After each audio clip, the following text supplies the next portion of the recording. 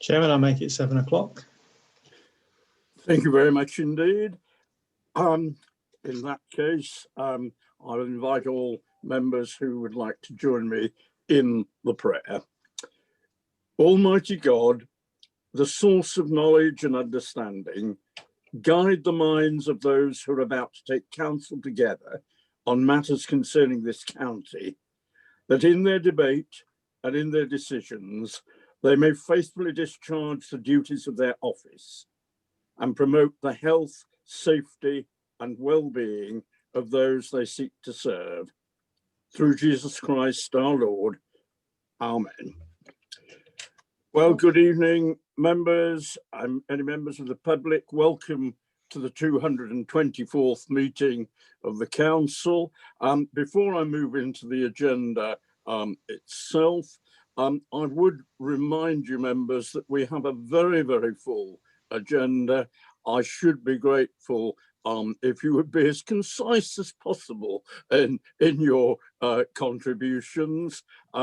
Also, my iPad device is not all that good at the moment on volume, so I should be grateful if you would speak as loudly and clearly as possible. Thank you very much indeed. And when the Chief Exec makes his announcement, I'd just ask him to remind you of the protocols that we observe. So from that then into the agenda properly, have we any apologies? You're on mute, Emma. Thank you. I have no announcements other than the one that's already been circulated. So I will head straight on item 3 to announcements from the leader. I believe, Councillor Hemsley, you've certainly got one. I have. Thank you very much, Chairman. This is the COVID briefing. So we ended 2020 with a significant tightening of restrictions and beginning 2021 in a national lockdown. And the impact of the new COVID-19 variant has been stark right around the country. And the rising hospital admissions and lives lost being a powerful reminder of the dangerous and devastating impact of this virus. For Rutland, the lockdown has come at the right time. We saw a sharp increase in our numbers, and now lockdown seems to have kept these under 300 per 100,000. Currently, we're at 283 per 100,000. We've directed our resources to help those communities during national lockdown through testing, shielding, support and vaccinations. We must enable as many of our people in our community as possible to follow the national guidelines. Firstly and foremost, stay at home. If you do go out, remember hands, face, space. Keep your home ventilated. Test if you have any symptoms. Self-isolate if you're positive. Follow contact tracing guidance. With more than 1.9 million doses issued so far nationally, the progress on our local vaccination rollout is very encouraging. It is a relief to all of us to see the most vulnerable in our community receiving the first doses. I would like to take an opportunity to thank all those involved in getting our vaccination centre up and running. Like everything during this pandemic, it has been a real partnership effort. It will be some time yet before we reach the crucial tipping point. So we must continue to remind our communities that it is our collective adherence to the guidance that will make Rutland more resilient against COVID-19 and the new variant. Thank you, Chairman. Thank you very much indeed. And I believe, Councillor Gordon Brown, you have something in an announcement. Yes, thank you, Chairman. Just an update to councillors on the Housing Infrastructure Grant and where we stand currently. Work continues to reach agreement on the 2 key documents relating to the Housing Infrastructure Funding Grant. These are the Grant Determination Agreement and the Allocation Agreement.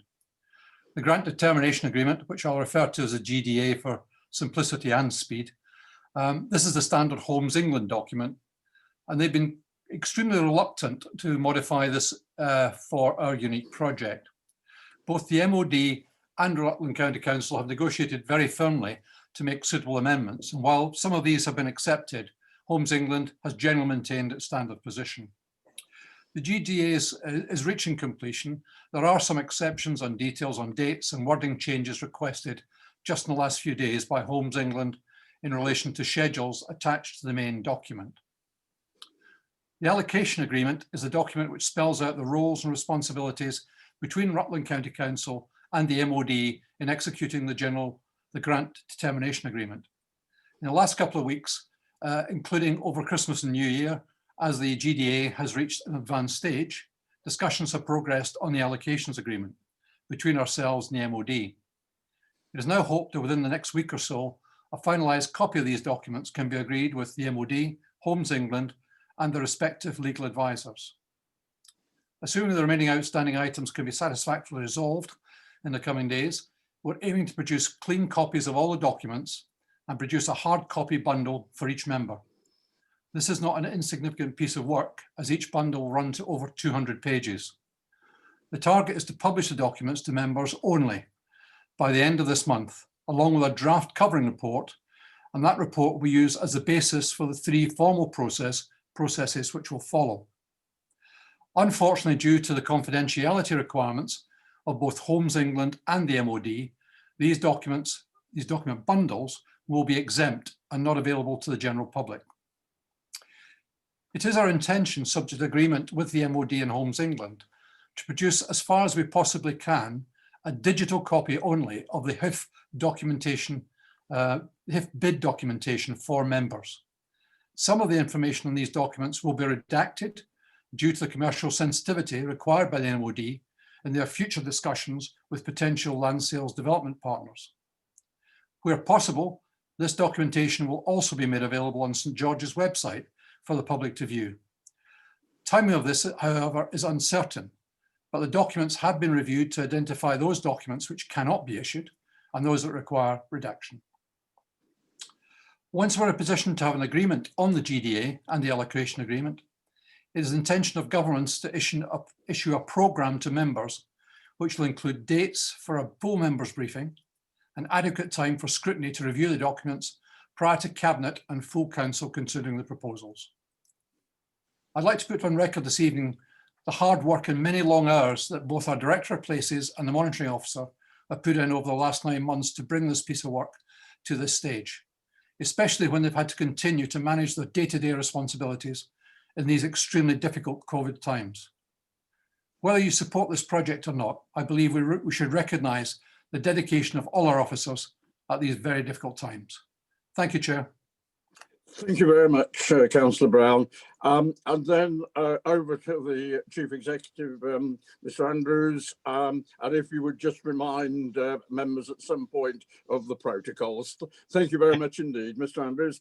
Thank you, Chair. Yes, that'll be my only announcement today, is just to remind people about the use of their virtual hand. It enables me to bring people in order and gives everyone a chance, an opportunity to speak. So if people could please raise their electronic hands, that will make things a lot easier today. Thank you. Thank you very much indeed. So if we move on to item 4, declarations of interest. Are there any, please? Chairman, the Monitoring Officer would like to just say something about advice on interest for item number 10. I think it would be worth just hearing that first before we open up to members. Thank you very much. Mr Horsfield. Thank you, Mr Chairman. Just a piece of advice for members. I've been asked to advise in relation to item number 10, as Mark just spoke to you about, and in relation to members who are also members of those parish councils. My advice is clear: that will not amount to a pecuniary interest, and so would not prevent a member from disclosing, from taking part in the debate. Members may wish to advise that they are members of those parish councils just for the sake of transparency. Thank you, Mr Chairman. Thank you very much, Mr Horsfield. So we move on to item 5, minutes of the previous meetings.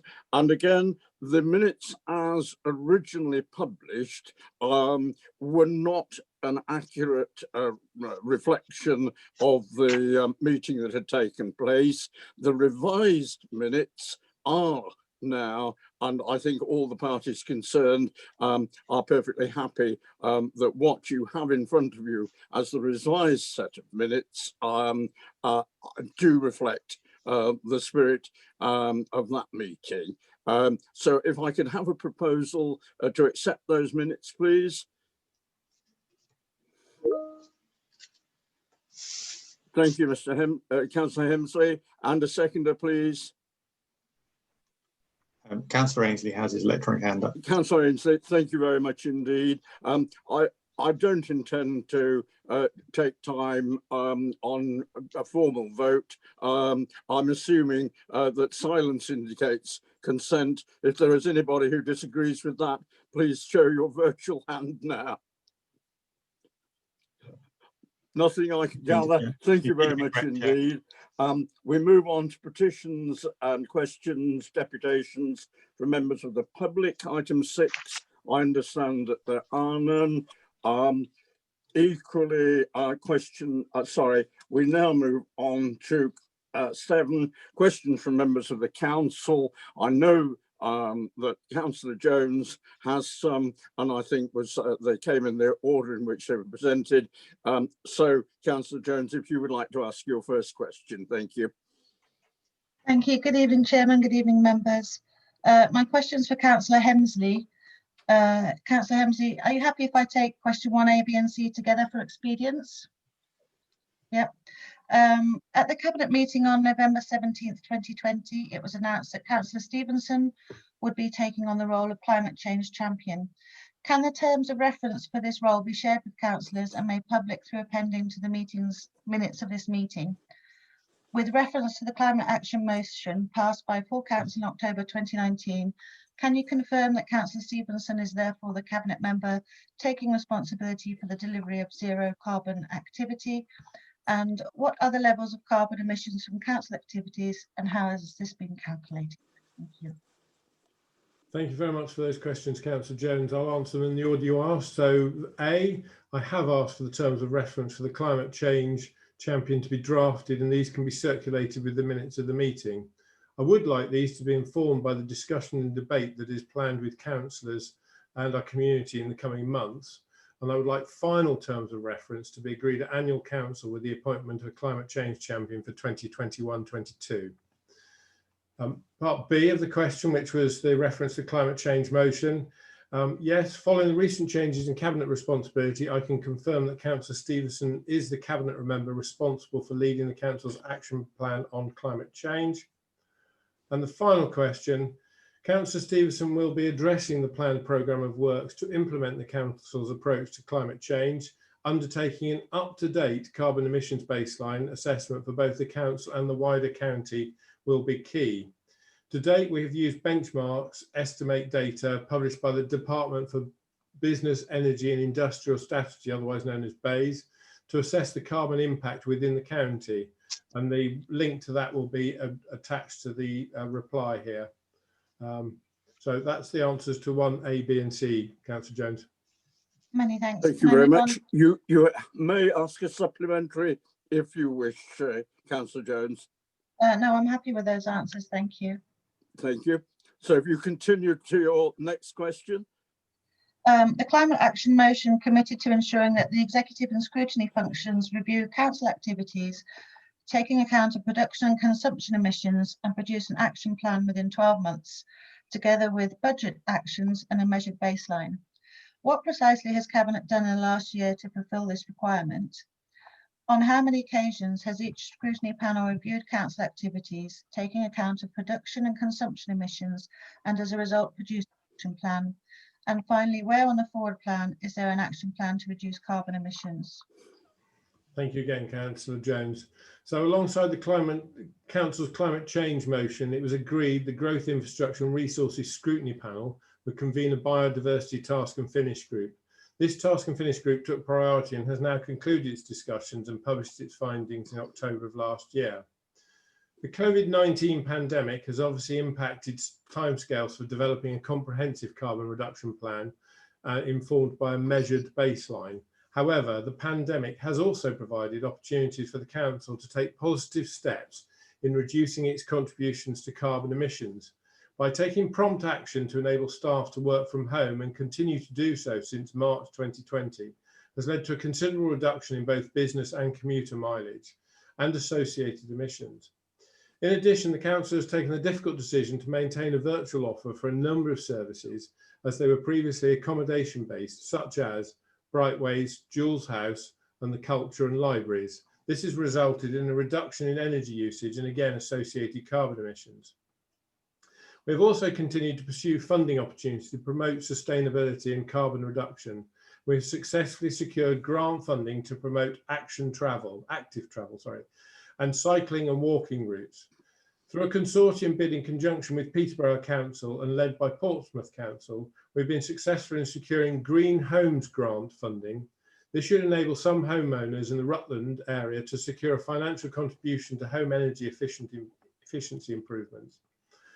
Cabinet members and officers have also been engaging with local authorities and partners such as the Greater Lincolnshire Local Enterprise Partnership to learn from good practice and inform our future approach to climate change.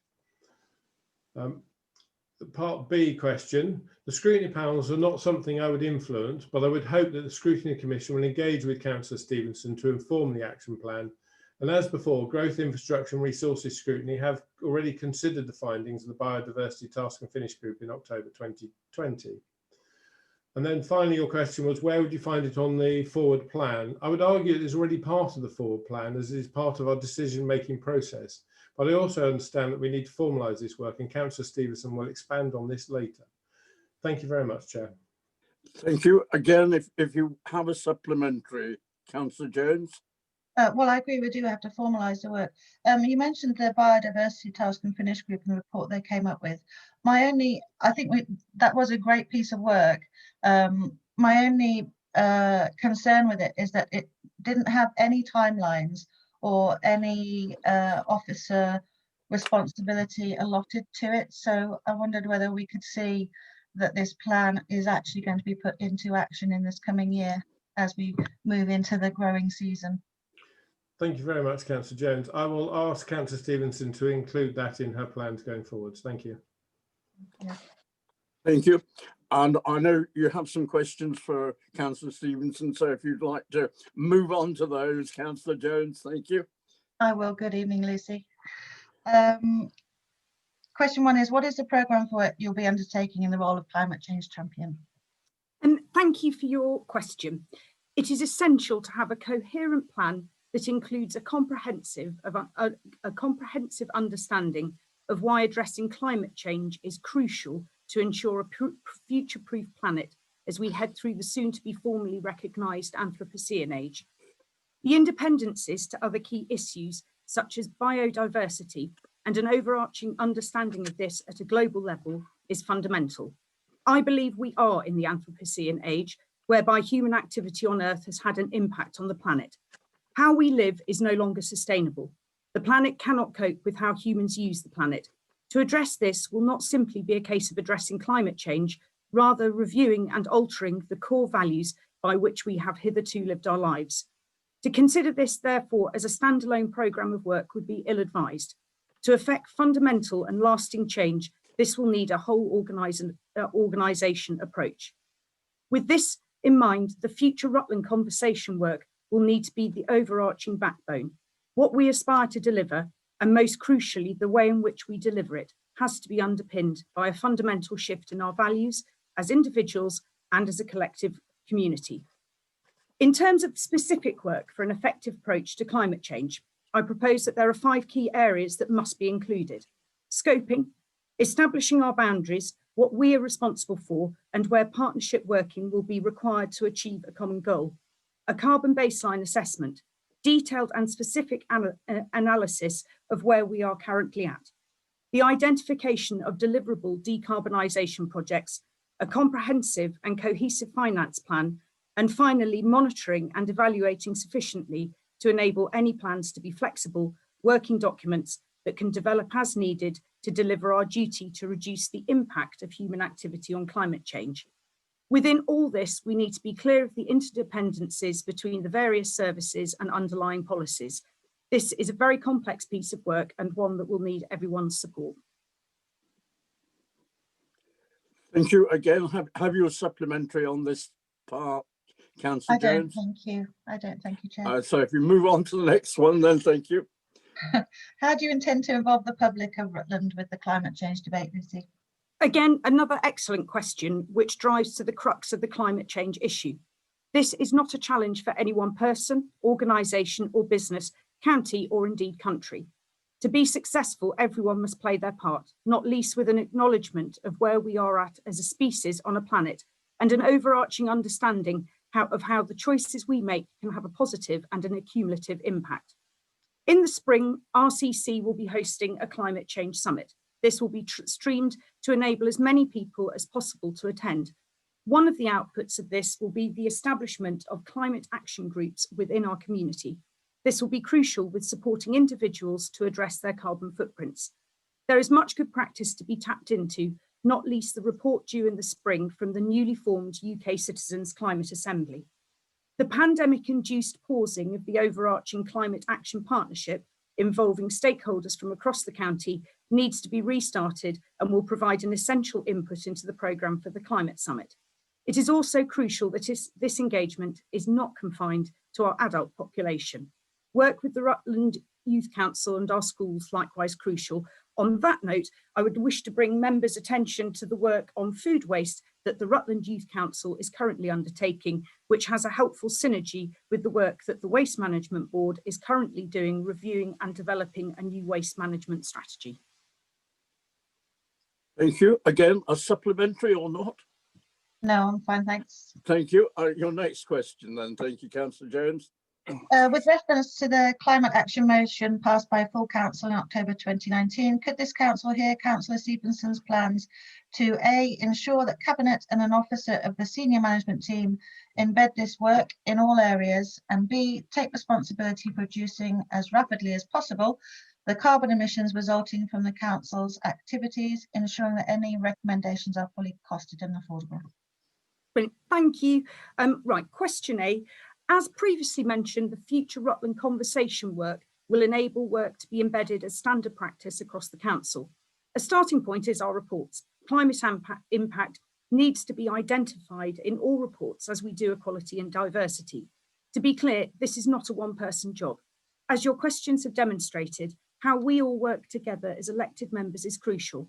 The agendas that scrutiny panels set, the questions asked at full council, members' engagement with cabinet papers, and full utilisation of the portfolio holders' informal open door policy to question and interrogate policy with a collective desire to make how we live mutually beneficial, not just as one distinct species, but rather as one, albeit powerful, element of a planetary ecosystem. On that note, the Centre for Public Scrutiny has a very useful 10 questions members can ask of policy, which if members haven't already seen that, I'm very happy to share it after the meeting. B, the responsibility lies with all of us. This is not a one-person job. I refer to my answer for question 1 in terms of specific plans. I'm sure Councillor Jones will appreciate that the overarching strategy, including specific baseline carbon emission profiling as a priority, needs to be developed first in order to effect meaningful and impactful change. Thank you. Again, a supplementary? No, I'm fine, thanks. Thank you. And I think, is this your final one, Cabinet? It is. It is. Thank you. Councillor Stevenson, the climate action motion committed to take action to deal with climate change to make sure that the council's activities achieve net zero carbon before 2050, yet fail to declare a climate emergency. 74% of district council, unitary and metropolitan councils in the UK have declared a climate emergency, with the majority aiming for a zero carbon activity by 2030 and with a published action plan. Rutland is surrounded by the districts of Melton, South Kesteven, Harborough, Corby, Peterborough and Charnwood, all of whom are aiming for net zero carbon by 2030. In light of this, does the council's climate change champion feel we should review our target of 2050, in lieu of the more ambitious and beneficial target of 2030? Thank you. As members are aware, a motion has been tabled to discuss later this meeting. I am not predetermined to this debate. It is an important one to have, and I come to it with a desire to listen, learn, and consequently reach a decision which will be made with a disregard to the political labels we have chosen for ourselves. The issue of living through this age and successfully is a matter that is bigger than modern political labels. It is a global concern and one which will require cooperation and a determination to reach conclusions and actions that are the right thing to do. Therefore, my answer to this question is based on my knowledge and that of officers to date. I reserve the right to change my mind as a result of listening to members during the debate. This, I believe, is in the spirit of what we wish to achieve, an environment of cooperation to deliver what is best for the overall well-being and health of our community. Other councils are referenced in this question. For clarity, South Stephenson has not committed to being carbon zero by 2030. Rather, they have set a target of a 60% reduction with an ambition of becoming carbon zero as soon as viable before 2050. Melton, having set a 60% reduction by 2030 in their outlined climate change plan dating from 2008, has changed this stance to carbon zero by 2030 as of 2019, but does not have a more recent plan than the 2008 one. Other councils in this question have got clear plans of delivery and crucially plans for annual monitoring and evaluating progress. There are various methodologies for reducing carbon emission. One such is carbon offset. I'm uncomfortable with this. If we are to agree that the fundamental challenge is not to produce the carbon emissions in the first place, then offset simply creates rebound or greenwashing, whereby we might feel successful at a local level, but fail to consider the global impact and actually make little or no difference to the global aim of reducing temperature rise to 1.5 degrees C. In order to achieve a future-proof blueprint for how we live requires time, planning, and investment. To set targets that are unachievable, I do not think useful. Any targets that are set must not be vague and populist, rather evidence-based with a supported methodology for delivery. Therefore, until we get our baseline work completed, I think it's ill-advised to set a target at this precise point. I like the South Kesteven wording, become carbon zero as soon as is viable. In terms of declaring an emergency, I'm never a fan of doing something just because everyone else has, or in this case, 74%. Interestingly, in a recent survey by Icebreaker One, an organisation focused on bridging the gaps between finance, policy and climate, a third of councillors were not confident their council would meet net zero carbon targets. I'm mindful of going down a linguistic rabbit hole, but the use of language is important. Last year, as the pandemic took hold, a state of emergency was declared. The use of emergency powers instigated and still happening. Is this how we understand the implication of declaring a climate emergency? The Electrical Contractors Association survey of councils found that of the 78% who had committed to net zero carbon emissions by 2050, 47% did not have a strategy in place. The words have not necessarily resulted in meaningful action, or to quote Luke Osborne, ECA advisor, there is a lot of rhetoric out there, but very few action plans. A piece published this January regarding the impact of Cyclone Idai on Mozambique is referred to by the writer as a climate crisis, not a climate emergency. 1,000 people died, 146,000 people lost their homes, and 2,355 people were still living in temporary camp some 11 months after the cyclone struck. Sir David Attenborough refers to climate crisis. Addressing climate change, I believe, therefore, is a crisis that needs to be addressed as a matter of urgency and should be described as such. So my questions are these, and I hope members will share their views through the course of the debate under the relevant item. What is the value added of declaring an emergency? What impact will the use of this word have in practice? Is there a more useful term to capture our shared goal of carbon neutrality? Do we need to add a sense of urgency, or do we already understand that? Is emergency therefore outdated as a word? I have now finally finished, Chair. Thank you. Again, Councillor Jones, have you a supplementary? I'm just trying to assimilate everything I've just heard. Thank you, Lucy. I think you're not alone in that. I think there are always very many reasons for not doing something. My whole point tonight is that this is not that time. I think being part of the 74-78% of councils that are trying to achieve net zero by 2030 is a great collective resource, actually. The word ambition has been said a couple of times tonight, and I think that's the key word. If we're ambitious, we engage. Sorry, Councillor Jones, your question is a supplementary. Yes. The debate comes later. Oh, I was going to turn that into a question. I've forgotten how to do it now. Do you not feel that we could draw upon the other 78% of councils aiming for 2030 to help us in our own aim?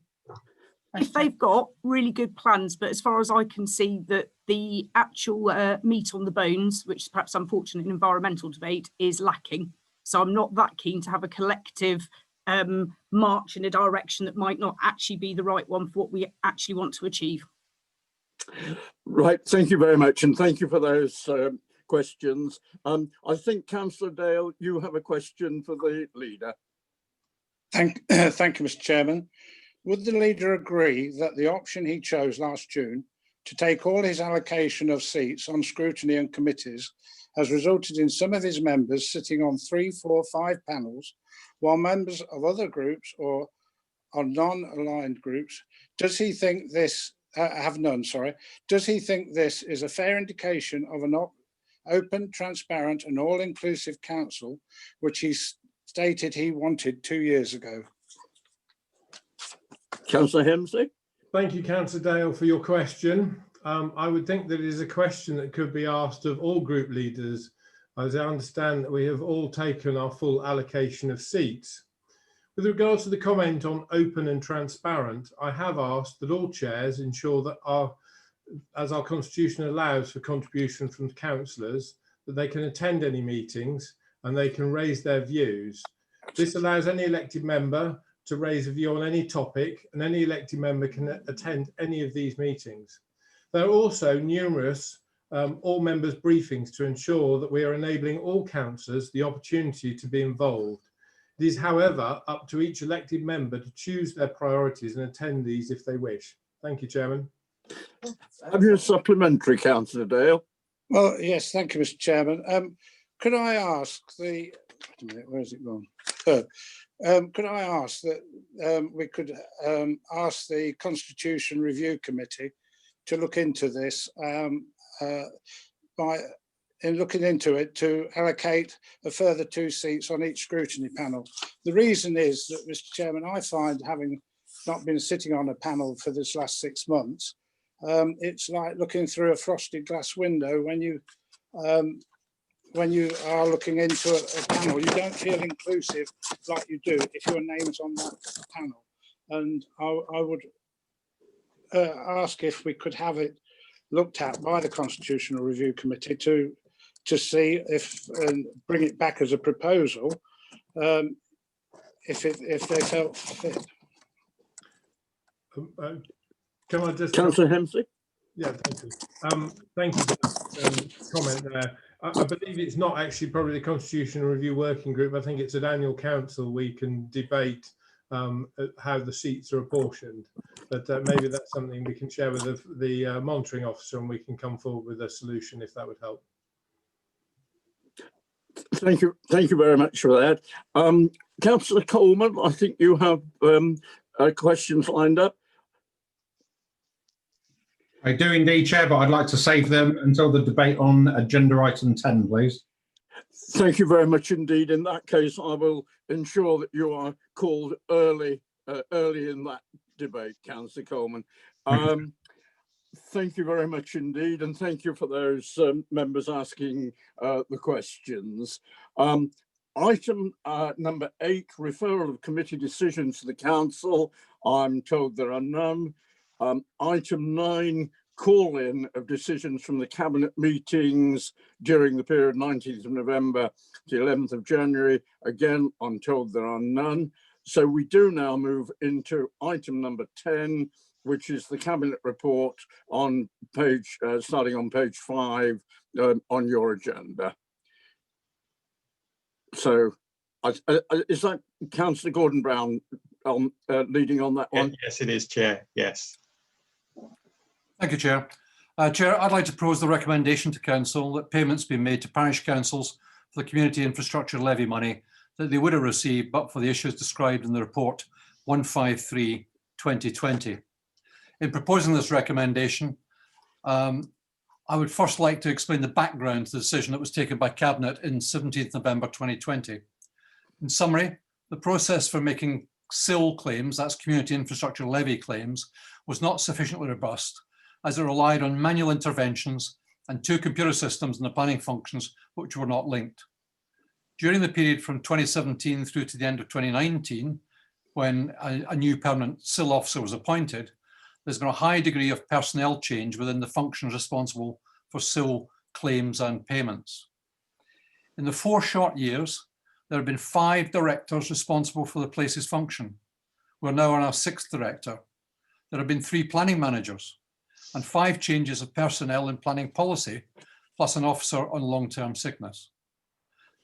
This issue of personnel churn was briefly discussed at Audit and Risk meeting in November and will certainly be considered for inclusion in the Council's risk register in due course. All these changes resulted in manual processes not being followed properly or consistently in a limited number of cases. A full investigation has been carried out by the new CIL officer under the supervision of the new Director of Places, Penny Sharp, with every planning application with potential for CIL liability all the way back to March 2016 being considered. Where it was lawful to make a claim, this has happened, and significant sums have been received as explained in paragraph 2.6 of the Cabinet report, which is appended to the your pack tonight. Unfortunately, as again explained in paragraphs 2.6 and 2.7, 8 cases had been identified where it was determined after appropriate legal advice that no further action can or should be taken, which resulted in a total CIL liability for these cases of just over £150,000 being written off.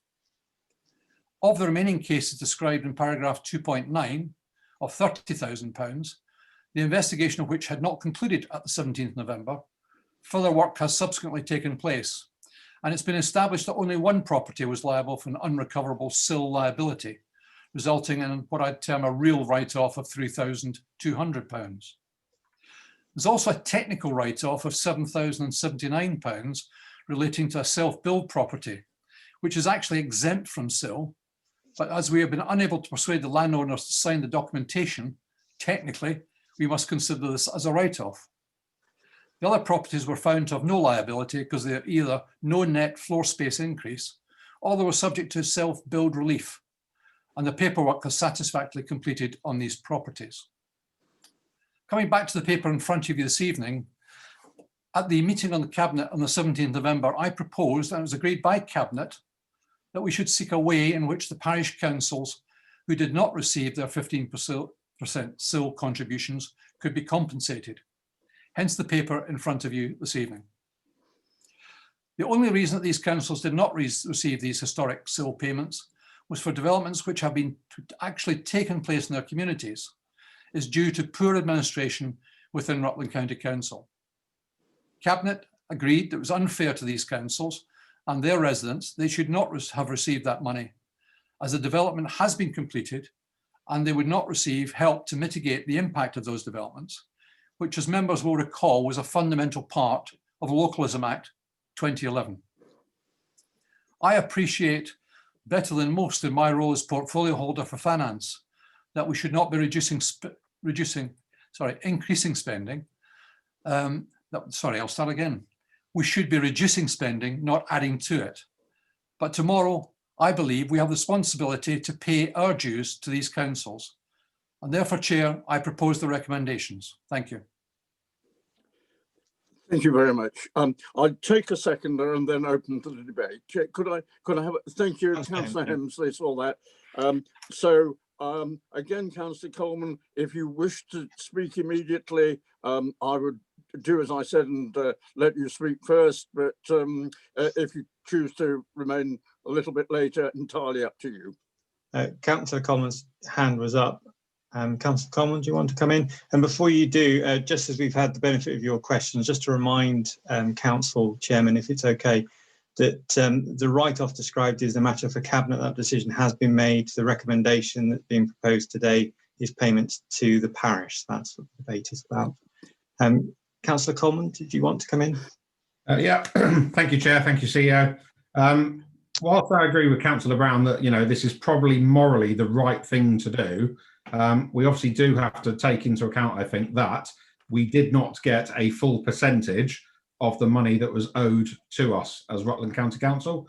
So obviously, I think you've cleared up some of the questions that I've already asked, but have we asked the chairpersons of each parish council, for example, could it be done over a phased timeline when perhaps the economic climate isn't quite so bleak?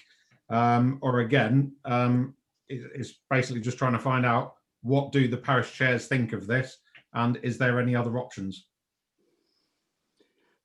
Thank you. I think that would probably be appropriate, Councillor Gordon Brown, when you do the summing up at the end. Thank you. I'm relying on you, Chief Exec, to tell me who's next on the list. Councillor Powell, Chairman. Councillor Powell, thank you. Thank you, Mr. Chairman. Just a couple of points of clarification on that. I think, as has been said, it feels the morally correct thing to do. Could Councillor Brown just confirm that actually the terms of giving that replacement SIL money, will that be given to the parish councils in exactly under the same terms as SIL money? Because in terms of the spend and the monitoring and the retrieval of that money, if it's not spent, because obviously it isn't a SIL payment, and legally, where do we stand on that? Myself, like obviously all council, I think, were quite alarmed at this failure of the system, that actually now if we add to the 20,000 is 170,000 of sort of income that has disappeared, except the measures that have been put in place. But I'd like to, on the improvement plan that I know has already gone to Cabinet, there is in progress the review of the Section 106 fund process and payments. And I'd like to know that that will actually come back to Cabinet or Council with a full action plan and dates. There's no dates on that. We need to make sure that this whole area is completely nailed down so that Rutland and its residents aren't, isn't to the detriment of actual cash in the money of Rutland County Council to spend on behalf of its residents. Thank you. Thank you very much, Councillor Powell. Chairman, Councillor Waller is next. Councillor Waller. Thank you very much, Chairman. I find this quite a difficult one in that we are not awash with money, and any reserves that we are allocating to the parishes here is coming out of our reserves, which we might need at some point in the future. However, I also think what I would feel like if any of these parishes were in my ward, none of them are, and I was having my ear bent by various parish chairmen. And I have to say, on balance, and I've thought about this long and hard for quite a long time, that actually our moral duty outweighs everything else. And I do feel that we should be giving the parishes what they are due. It is not their fault that we made a mess of this. What I'm more worried about, though, is that those of us who've been on the council a little while will recall losing Section 106 monies because we didn't claim them in time in respect of the Oakham North development. And I do wonder how robust our processes across the piece are. It's perhaps a bit unfortunate that both of those are in respect of the Places Directorate, because my comments aren't directed at any one directorate. These things happened under a previous chief exec, and I hope that our current chief executive, and I'm sure he is actually prioritising looking at our processes so that we are not having to have this type of conversation again going forward. But nevertheless, I'm not sure we've got any choice on this particular one. I think it's the right thing to do. Thank you very much. Thank you very much indeed. Councillor Walters, or Councillor Powell, your hand's up still. Is that a legacy hand? That was Councillor Walters I'm calling next. Yeah, Councillor Walters. Thank you. Thank you, Chairman. I have to say I agree with the sentiment that Councillor Waller has just expressed. I think on this occasion we have to do the right thing. In reference to Oakham North, I think it was slightly different. That was planning officers neglecting to attach Section 106 agreements to a permission rather than a delay. But nonetheless, in terms of the bulk of what Councillor Waller has said and Councillor Brown, I agree we really should do this for our parishes. Thank you. Councillor Cross has his hand up. Councillor Cross. Thank you, Mr. Chairman. Thank you, Chief Executive. This was not the fault of systems. This is down to actually people. And I think it's time that we should admit it. There's no point blaming a system. The system is only as good as the people that are running it. And I think it's high time that some of these departments do need much action. Thank you very much indeed. Thank you, Mr. Cross. Councillor Cross. Are there any other members? Any other hands, Chair? No. Sorry, I missed I that. don't have any other hands up. No other hands. No. Right, in that case, I'll come back to Councillor Gordon Brown to sum up before we move to the vote. Thank you, Chair. I shall try and answer the questions as best I can. I was taking notes as the questions were asked, so I hope I've got them right. First of all, can we discuss with the parish councils whether they'd like to delay those payments? My answer to that is yes, I'm happy to discuss that with each of the parish councils. In the case of Eggleton parish meeting, Rutland County Council will retain that cash until the parish meeting decides how to spend it accordingly. In terms of the conditions which the parish councils will be subject to, it's certainly my view that that's the case, but I will take advice from a monitoring officer and the legal advice on that. But I think we'd certainly put conditions on that were similar, if not identical, to SIL payments. And I can see the monitoring officer sort of half nodding his head, if not fully nodding his head. So I think that that is the case. I think for the second time in just over a week, I actually agree with Councillor Waller. But in fact, also with Councillor Walters, this is a very difficult decision and a very difficult one for me personally, because as you know, I've been quite strident in discussing our financial position. I still believe in that, but I struggle with this decision. I think it's morally correct, but also it's a very difficult decision in these difficult times for the council, as I've said before. Can I just point out that in fact, the maximum liability now is about 160,000. I think Councillor Powell suggests 170, so 150 plus 3, which is definite, and the 7, we're still trying to get a signature from the landowner on the 7,000. And if we can, we've asked the enforcement officer to pop round and see if we can persuade them to sign the document, which would not mean a further 7,000 write-off, although they're actually not liable for the 7,000. So technically, it's one of these things: is it a write-off or is it not? But I won't argue with the legal point. So that's 160,000 is the final number. The SIL will be conditional. And action on departments. Councillor Cross raised the point on departments. I think I am really assured by the work that our new Director of Places has done within the departments she's responsible for.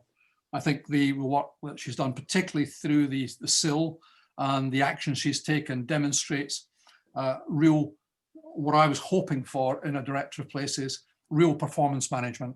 I think the other portfolio holders, Councillor Stevenson, I'm sure will agree with that. We're seeing, despite the difficulties of COVID over the last 9 months, nearly 10 months, the places has started to move forward in terms of managing the direct performance. We've seen it in property, we've seen it now in environment. I think we're seeing it now also in the silly areas we've discussed.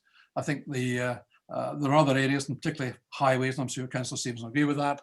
We've had a high churn in that area, and we have still further work to do there. So while I recognise that it does come down to individuals, we should train those individuals to do the work properly. And if we don't do that, then that comes down to not us, but the management of the operation. I believe that's happening. And in fact, I was asked a question by, I think it was Councillor Powell, in relation to the training that was outstanding in terms of the action plan that the consultants raised. And I was able to confirm that training has in fact been completed since that report was written. So I think that answers the points, Chair. I think I've covered them all. Chairman, I have Councillor Powell has her hand up. Maybe we've missed her question. I think the debate has finished, Chief Exec. Thank you. That would be my feeling. The opportunity to speak, which is why I checked before I asked Councillor Gordon-Brown to sum up. Good. Thank you.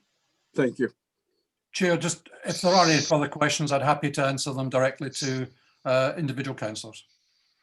Thank you. In that case, we will move to the vote, please, and I'll hand over to the officers to organise that.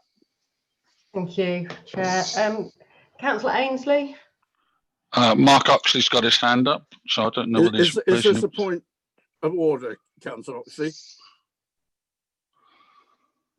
Yes, it's with regards to the voting. Are we going to be recording the vote, or is this just to help the person who's taking the minutes? Because every single vote has been published in the published minutes, and I'm just wondering, but if it's a recorded vote, we should actually be voting for it rather than just doing it as part of the virtual meeting. Mr. Horsfield, I think you can help here. Yes, thank you, Mr. Chairman. The virtual meeting protocol that we introduced at the beginning of virtual meetings called for recorded votes in relation to for everyone that was heard. Councillor Oxley, you have kindly raised this issue with me, and I will happily bring forward to you and other members an amendment to that protocol that moves us back to a vote not being recorded in the minutes on every occasion. We are yet to do that, so it remains in our standing orders for virtual meetings to have recorded votes on every matter. Thank you very much. That answers my question. I thought I should make the point. Thank you. Thank you very much, and thank you for raising the point, Councillor Oxley. In that case, if I can go back to the officers, please, to actually take the vote. Thanks. Thank you, Chair. So, if I could start with Councillor Ainsley. In favour. Councillor Baines. For. Councillor Beggy. For. Councillor Blanksby. For. Councillor Ball. For. Councillor A. Brown. For. Councillor G. Brown. In favour. Councillor Burrows. In favour. Councillor Coleman. For. Councillor Cross. For. Councillor Dale. For. Councillor Fox. For. Councillor Harvey. For. Councillor Hemsley. In favour. Councillor Jones. In favour. Councillor Lowe. In favour. Councillor McCartney. For. Councillor Oxley. For. Councillor Payne. For. Councillor Powell. For. Councillor Rozelle. In favour. Councillor Stevenson. For. Councillor Waller. For. Councillor Walters. For. Councillor Webb. In favour. Councillor Wilby. For. And Councillor Woodley. For. That's unanimous, Chair. Unanimous. Thank you very much indeed, members. We move on then to item number 14, future Rutland conversation, which starts on page 27 of your agenda. I think Councillor Hemsley, you're introducing this. Thank you. Thank you very much, Chairman. Item 14, future Rutland conversation. Tonight we have before us a paper to get the process started for developing a vision for Rutland and establishing a well-needed conversation with our residents. When we voted on the corporate plan, we agreed to develop a 50-year vision for Rutland. Now, I know some time has passed since then, and this work has had to be deprioritised because of the need to support our residents through the pandemic. But this time has certainly not been wasted. It has provided a period of reflection and recognition that the pandemic has had a tremendous impact on all our lives, and because of it, it is essential that we understand what our residents want from their lives to inform our vision for the county and our decision-making process. Coincidentally, I've received emails suggesting the same, and I would totally agree. With that in mind, we seek to engage with residents and businesses to develop a vision and aspirations for Rutland. The work will involve all of you, and as you're the elected representatives of our residents, we need your support to ensure that we engage with as many of our residents as possible, and of all ages and life stages, so that we can gather a sound understanding of what it is like for people from all walks of life and at all times of their lives to live here, and their expectations and what they expect Rutland County Council to deliver or not, as the case may be. This is to be a conversation so that we can use this to inform and guide all our future council policies and strategies. We had a peer review back in November 2019, and one of the outcomes of this was the need for Rutland to review its approach to communications, engagement and consultation. And a secondary outcome of this work will help to co-produce this. I sincerely hope that we can keep this conversation going, as I believe that we owe our county a clear and transparent dialogue on the future Rutland and how we can help to keep our county great.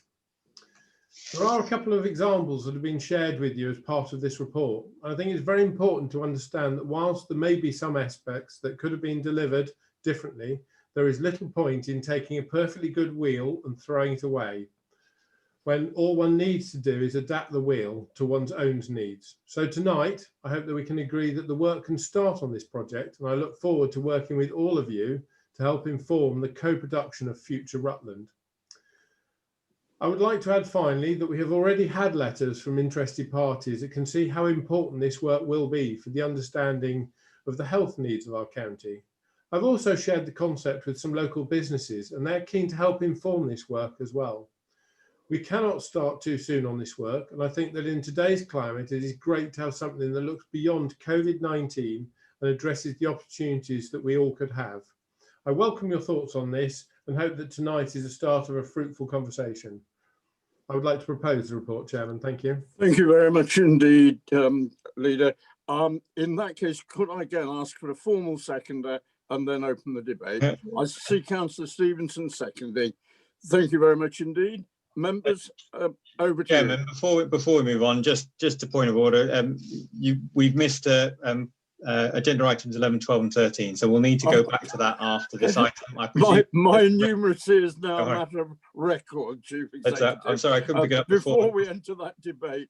May I just turn back to that? In that case, thank you very much indeed.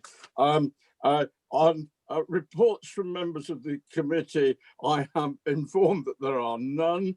Reports from Scrutiny Commission, I'm informed there are none, but I had not double checked on the joint arrangement. So if there is any joint arrangement, I can see Councillor Waller's hand up. I will take those now. Thank you. Very much, Chairman. I put my real hand up because I'd already put my electronic hand up to speak to the item that we're coming back to. And I didn't want you to think that I was getting confused.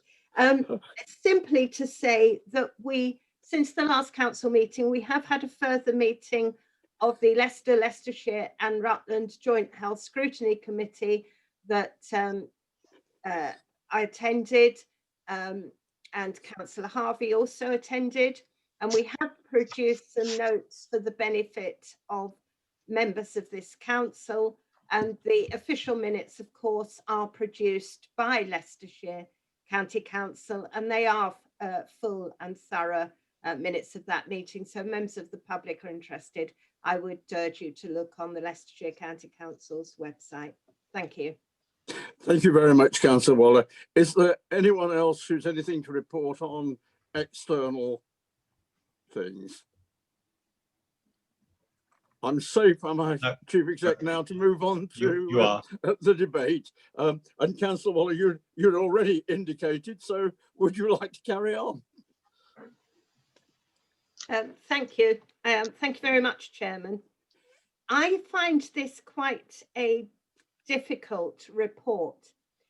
I believe very strongly in public engagement, and I try very hard to be engaged with members of my ward. And I'm sure there are members in my ward who feel I'm not engaged enough with them, and others probably feel I'm engaged too much. It's actually quite difficult to get the balance right.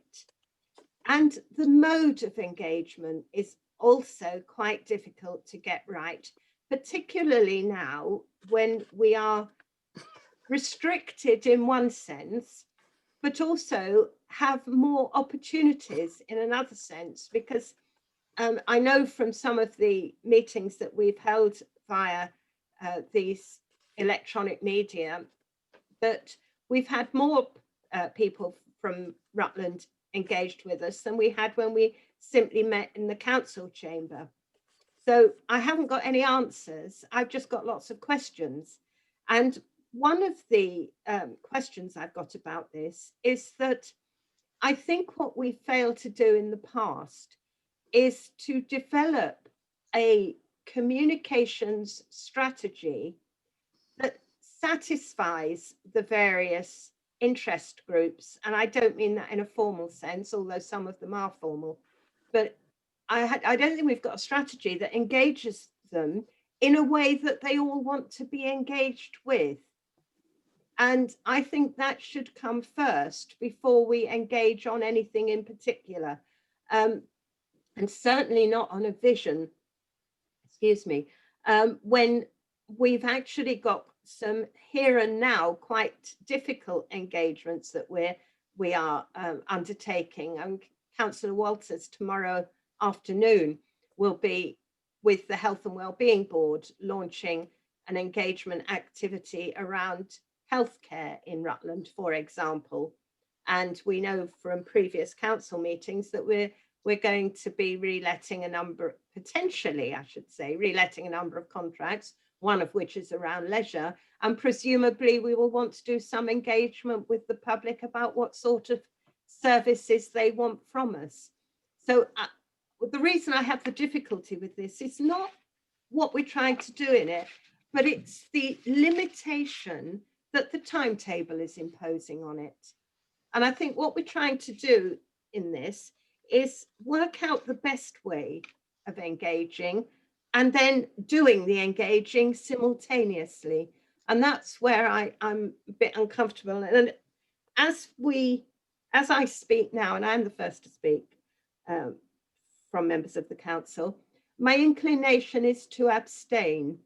That's not that I'm against it, far from it. I just don't think it's quite clear enough.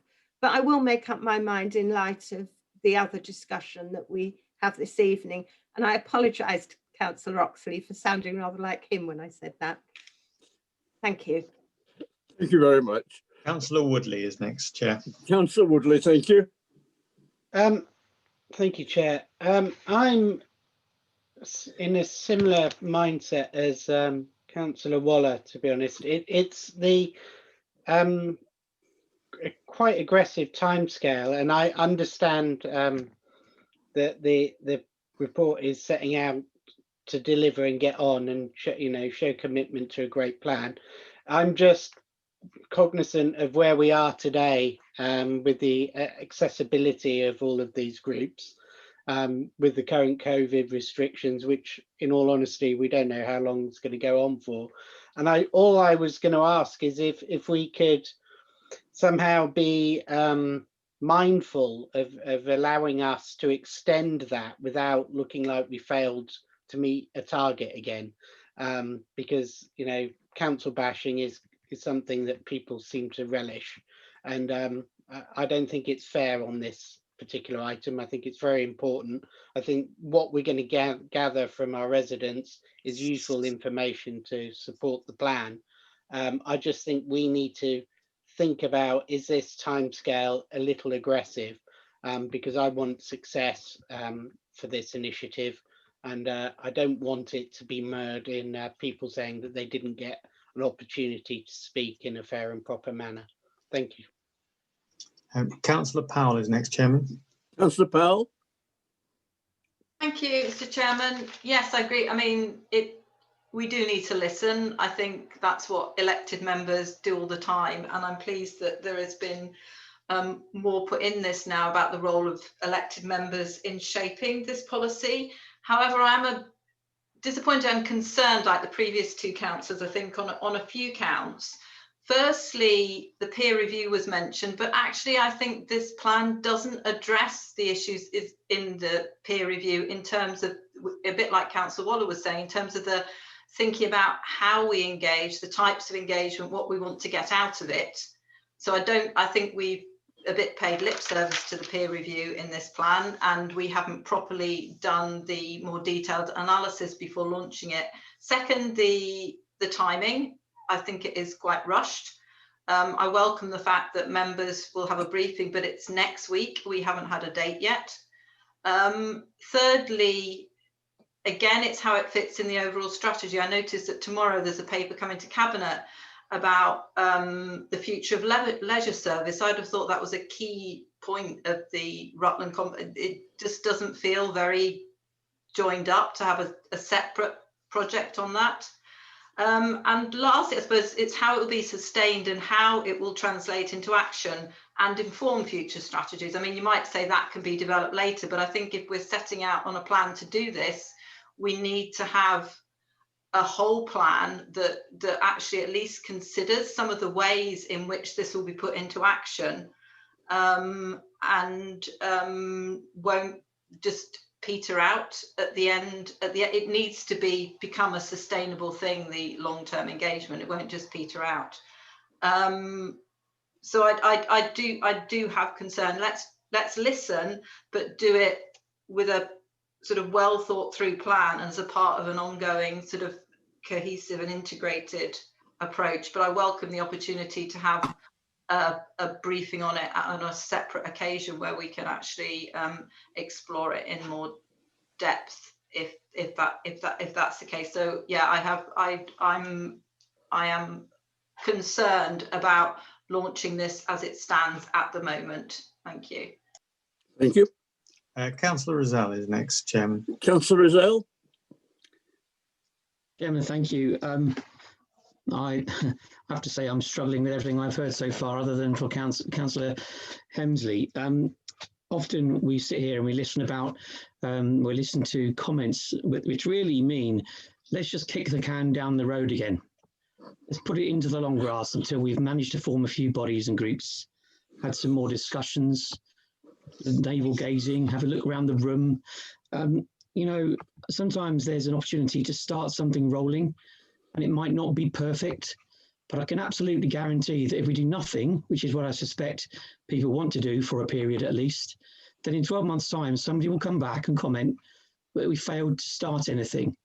Now, I'm not saying that this is perfect, and I know the shaking of heads that are going on. This isn't perfect, but actually, as a council, we have an opportunity to start something, and then we have a chance to refine it. Or we can wait until we get 100%. And for those that want 100%, I would study Rumsfeld. Mr. Chairman, thank you. Thank you, Councillor Rizal. Councillor Stevenson is next, Chairman. Councillor Stevenson. Thank you very much, Chair. Now, apologies, this may seem a little bit disjointed. I've been busily scribbling notes as we go. I'm going to start off with underlining a word in it, and that's conversation. I think it feels as though we're imagining this to be presentation after presentation. It isn't, it's a conversation. It's about engaging residents and also understanding, if I use the word stakeholder to cover residents, businesses, whoever you care to think of, actually it's a two-way conversation because everybody will have different priorities, and actually having a conversation to understand that is absolutely crucial. I don't want to unwrap the cabinet papers present tomorrow early. The leisure report has already been mentioned. I'll just say one word: budget. We as a community working together have to start this conversation now. This is about understanding priorities in very broad strategic terms. I've jotted one down now. Everyone has a right to being treated equally. That's quite a big conversation starter. Councillor Jones, brilliant, thank you, this evening, has had a massive conversation starter about climate change and the value that we place on that. I hinted at saying, actually, we need to look at the way that we live, sustainability. You're right, that is a really tight time frame. I've looked at the pandemic, that seems to be working on a long time frame, but pretty quick at wiping out businesses, people, etc. We need to get cracking, members. It's absolutely terrifying. It is absolutely alarming. I seconded this motion with huge passion, as you can hear, and an enthusiasm, because we've got 27 people in this virtual room who have so much to offer Rutland, and we have got this, we've got this going. Yeah, we could tweak this report, we could send it back, but let's get cracking, Rutland. Thank you, Chair. Thank you. Councillor Oxley is next, Chairman. Councillor Oxley, thank you.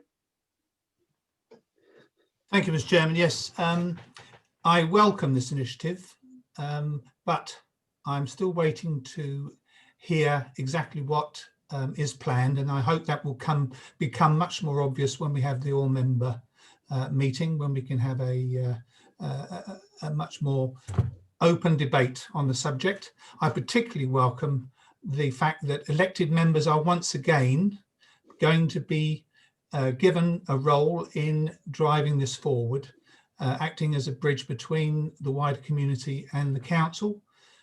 In the past, the elected members, I think, were a sideline, but I would earnestly hope that all of us, all 27, will be actively engaged in this, irrespective of whether or not we're on cabinet or scrutiny or wherever. It's about how we engage with those people who live in the communities, how we engage with those people who voted for us to represent them. And we are community representatives. Every single one of us was voted into place by members of the wider community. And as I say, we're only just starting the process, and I look forward to seeing how it pans out. The only thing I have is that, as I say, there must be some uncertainty, because all we have are the papers, the bare bones of the papers.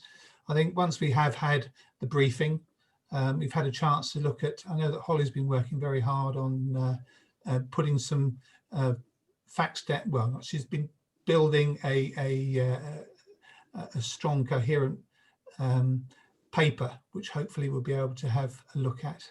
But yeah, I welcome this. We must engage with the wider community. When we were talking about the 50 years, that COVID-19 wasn't even on the radar. So we don't know what is coming. So all we can do is listen to the people who elected us and listen to what they want and see what is achievable. And so I welcome this initiative, but I'm going to wait to hear what everybody else said. Thank you. Councillor Harvey, Chairman, is next. Councillor Harvey. Thank you, Chair. Like Lucy, I've been taking notes as we go along, and I have to agree with Councillor Stevenson regarding this being the beginning of a conversation. Whilst we can plan how to engage, it's important for all members of our community to be able to take part. And as such, that makes it quite difficult to initially plan and to really dictate how that conversation takes place. As we've recently seen by the large consultation done by the CCG into important changes with health services, engagement with the whole community has been difficult. I know some of the members of the public who are listening into this meeting did lots and lots of work around trying to engage, and they will agree how difficult it is. We have some members who are very active in their engagement, but vast swathes of our population who don't think some matters concern them. So I think it's really important that we begin this process, and actually it's an ongoing conversation. And yes, it might start slowly, but actually this is something that will develop and develop, and we have to start somewhere. And I agree, it's something that we need to start now. Whilst we are in the pandemic, and we're still in the pandemic, life has changed and probably will never go back to how it was. And actually, we do have an amazing opportunity to start shaping how we want our county to be moving forward. Thank you. Thank you. Councillor Coleman has his hand up next. Councillor Coleman. Thank you, Chair. Yeah, I think, to be honest, it was listening into all the comments there. I don't think neither Councillor Woodley or Councillor Waller were saying, let's not start this. And when we're saying kicking the can down the road, I think it's just making sure that we have realistic milestones in place, and just don't set ourselves up to fail, i.e. yes, start it, but just make sure that we are setting out clear guidelines of what we want to achieve and when, because it does feel that we are trying to cram it in a very short space of time. Thank you. Thank you. Councillor Jones is next, Chairman. Councillor. Thank you. Jones. Okay, yes, I've enjoyed listening to this debate, and I found merit in almost everything everybody's said. Particularly Councillor Stevenson, actually, I think I sense your urgency, and I do appreciate people are suffering at the moment. The pandemic has caused fundamental changes to people's lives in so many ways, and I think it is right that we start this conversation with as many people as possible, as soon as possible. As Councillor Rozelle said, as a council, we have an opportunity to start something, which I'll help you remember when we come to our motions on climate change later on. Thank you. Thank you. Can I just check that Councillor Rozelle and Councillor Harvey, are your hands legacy hands? Yes, thank you. Therefore, it's Councillor Powell next, and then Councillor Walters. Chief Exec, I didn't actually say to members when I mentioned the 5 minutes thing. It does make it rather difficult for the officer keeping track of the time spent. I'd be grateful if members could confine themselves to one session, as it were. But certainly, Councillor Powell, come in on this, because I didn't say that at the beginning of the debate. Thank you, Mr. Chairman. No, just very quickly, and again, like Councillor Coleman said, I wouldn't, yes, let's launch an engagement activity, but let's not pretend it's a project that finished in July. Let's not pretend that we're going to end up with a vision and it finishes. It's got to start and develop and be properly, thought through in that respect. Thank you. Thank you. Councillor Walters, Chairman. Councillor Walters. Thank you, Chairman. I appreciate the comments that have been made in terms of the timescale, but looking at this without actually opening my calendar, it looked as though we're something like 7 or 8 weeks away or something like that from launch. And if some of the items in between move about, I don't think that's a bad thing. So 7 or 8 weeks, I can live with that. But what I would like to point out, in case anyone in the public gallery hasn't seen it, is 3.3, engaging with bodies and networks to encourage those residents who do not traditionally engage in council initiatives to get involved. And to me, that is what it is all about. And the sooner we crack on with it, the better, Chairman. Thank you. Chairman, we have other electronic hands. Councillor Cross has his actual hand up. I don't know when he puts it up, so I will come to you, Councillor Cross, after the electronic hands that I work my way through. So Councillor Webb is next on my list. Thank you. Councillor Webb. You're on mute. You seem to be muted. Thank you. Residents of Barleythorpe will welcome Councillor Stevenson's statement that everyone has the right to be treated equally. That's all I have to say. Thank you very much. So, Councillor Cross, then. Mr. Chairman, thank you very much. I think my virtual hand seems to have been amputated by somebody, but never mind. I'll keep waving like this. I'm rather embarrassed by this paper because this is something, as councillors, we should have been doing all the while.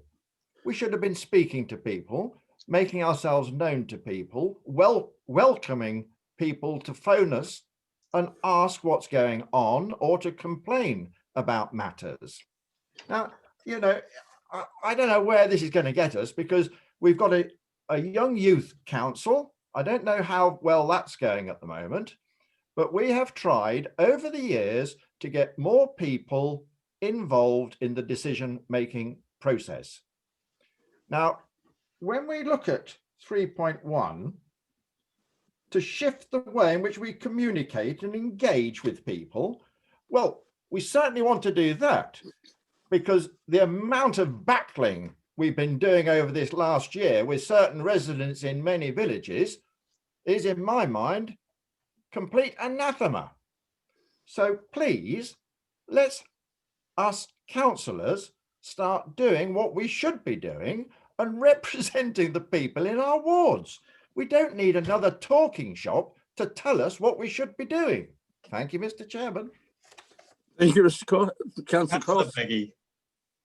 Chairman, Councillor Beggy has his hand up next. Councillor Beggy. Thank you. Just 2 points. I hear what William is saying. I'll just come back on that quickly. It's, yes, well, certainly in my case, we have the ear of our wards and get a lot of feedback, but there isn't necessarily the process to feed that back into the wider picture. So which I think that needs levelling off. But my main point is that I see a great urgency about this project, because there is many very big decisions coming up. You mentioned leisure, for example, being one of them, and we need the feedback from the full community, and we need to try again to get into those harder to reach parts of the community to get their feedback, and waiting will mean we will lose that opportunity. Thank you. Thank you, Chairman. I don't have any other hands up. No one else is indicating. Thank you. Well, before I ask Councillor Hemsley to sum up, I would just like to add a comment. I'm sorry, I'm going to use a four-letter word in a moment. We are in unprecedented times, as we keep being told. The national news is not good.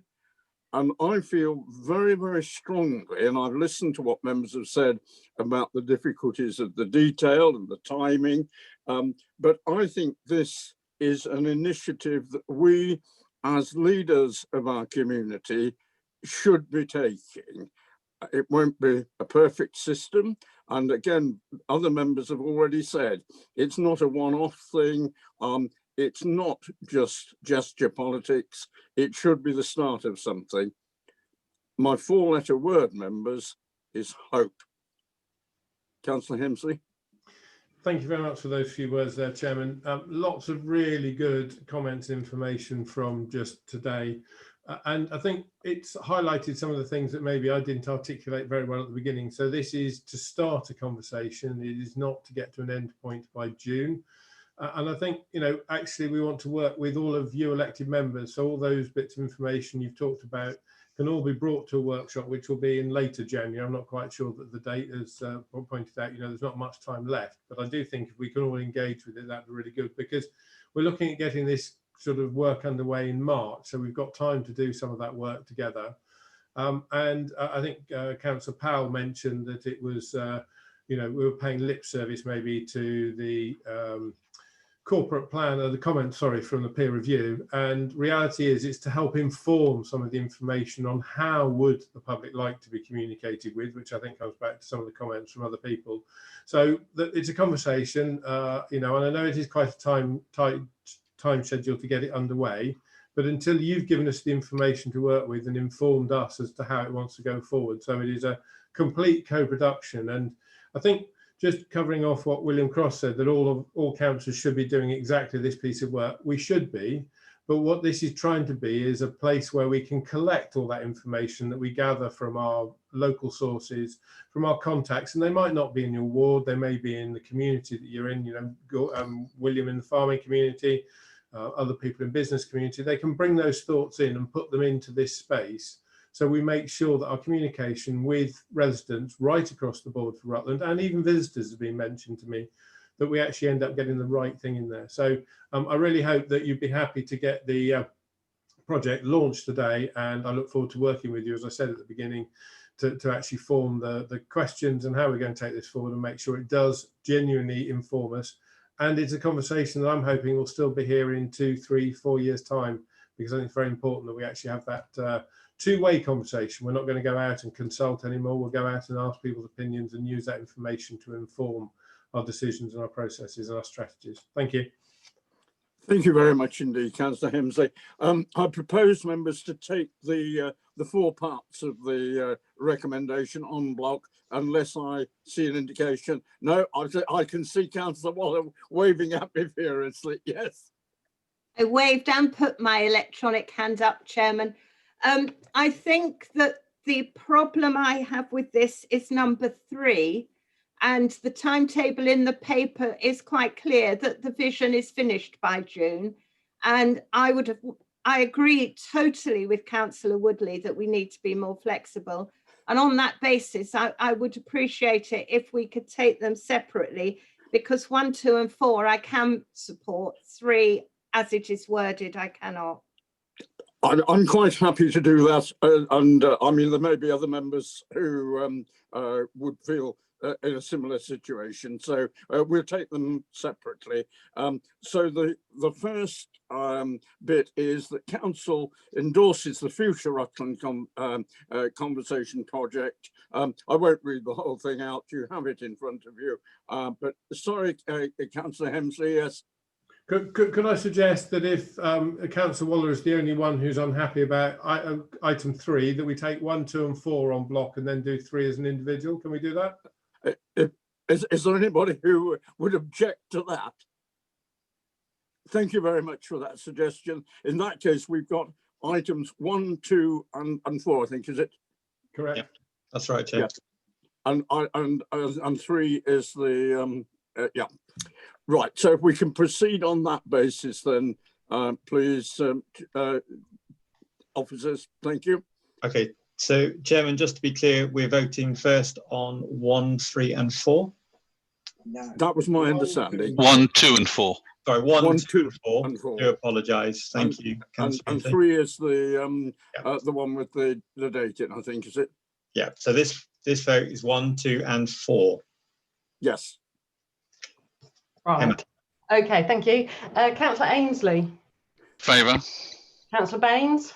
For. Councillor Beggy.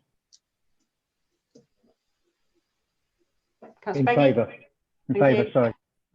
Councillor Blanksby. Abstain. Thank you. Councillor Bull. For. Councillor A. Brown. For. Councillor G. Brown. In favour. Councillor Burrows. In favour. Councillor Coleman.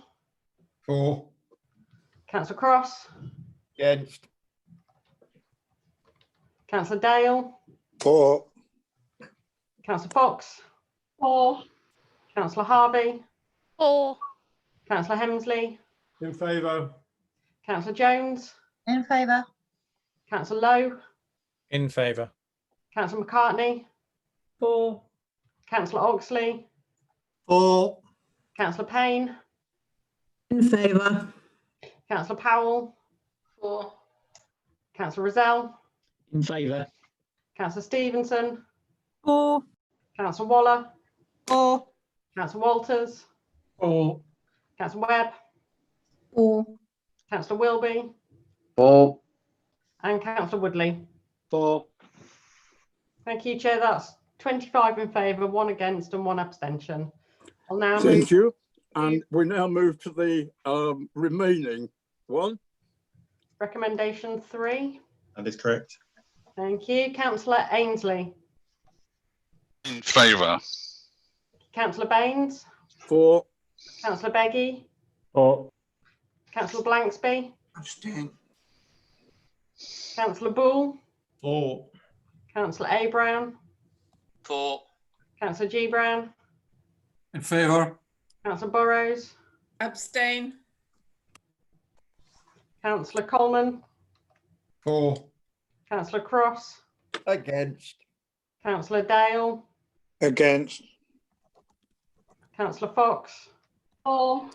Councillor Harvey, For. Councillor Hemsley, In favour.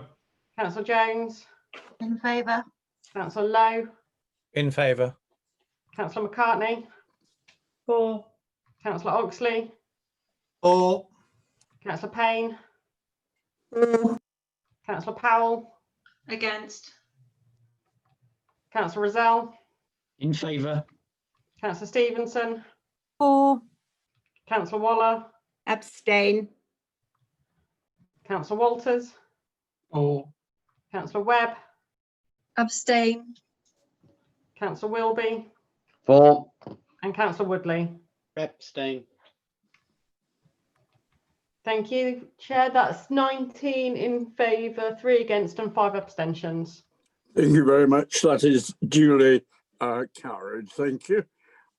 So we now move to agenda item 15, motion to full council, and there are 2 this evening. And so the first one is Councillor Jones to propose. Thank you. Thank you, Chair. I've never done this before. Do I speak to my motion? Do I read it out? Could I be advised? That would probably be useful for members of the public, I think. Yes. Sorry, read out the motion. Yes. Councillor Jones, if I may assist, if you read out your motion first of all, and then you may speak to it once you have a seconder. Thank you for that clarification. Okay, Rutland County Council declares a climate emergency and commits to appointing Rutland's climate change champion to mirror the Armed Forces champion at annual council.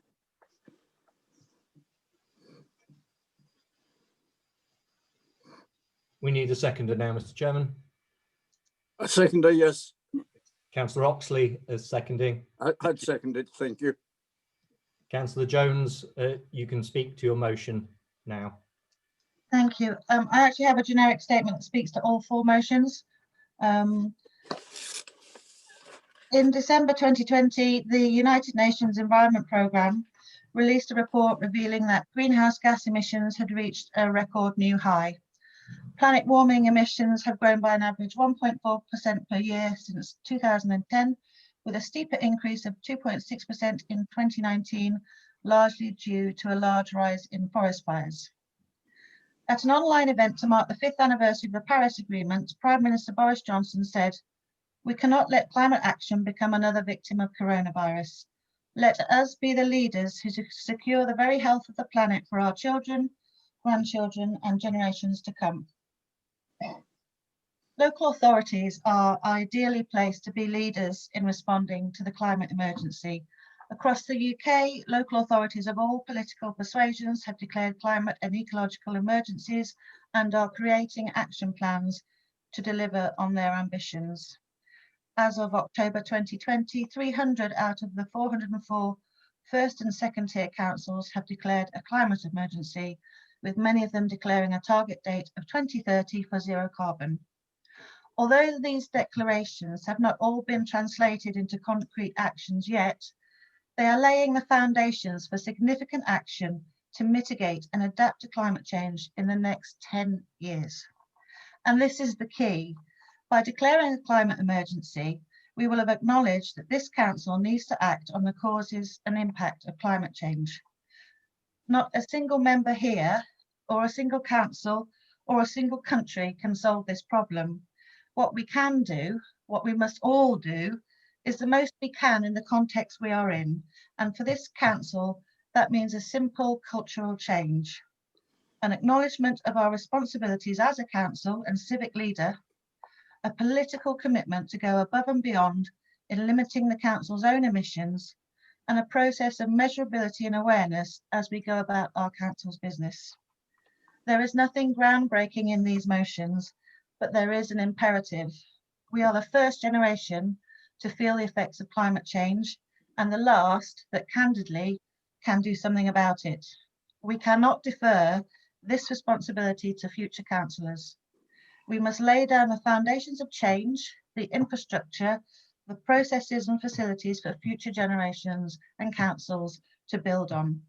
300 local authorities cannot be wrong.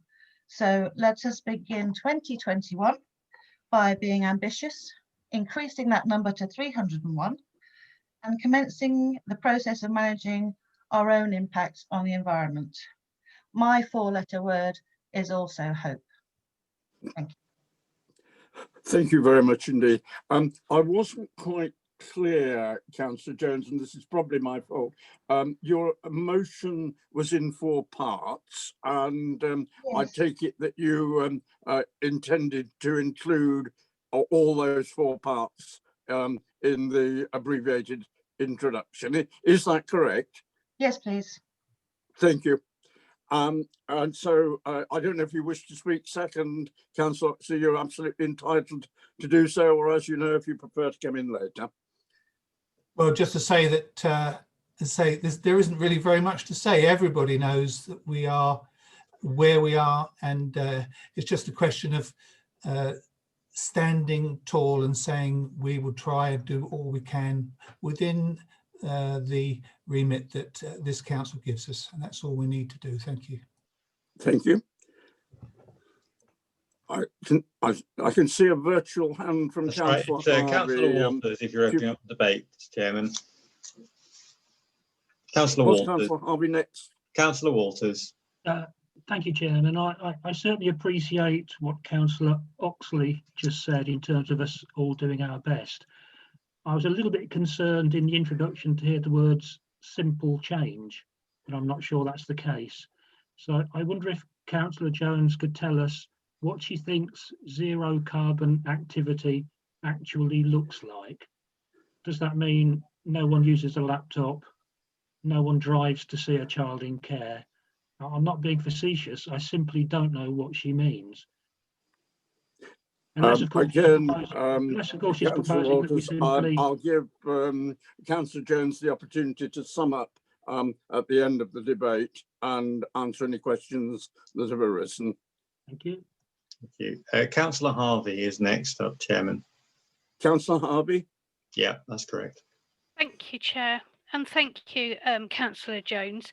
The sentiment of the motion, I do agree with, and somewhat, I suppose, a little bit on what Councillor Walters has just said. The one thing I do get slightly confused about with zero carbon activity is I really don't understand in a practical level what that would mean for ourselves and for residents, that how we could be carbon neutral in 10 years.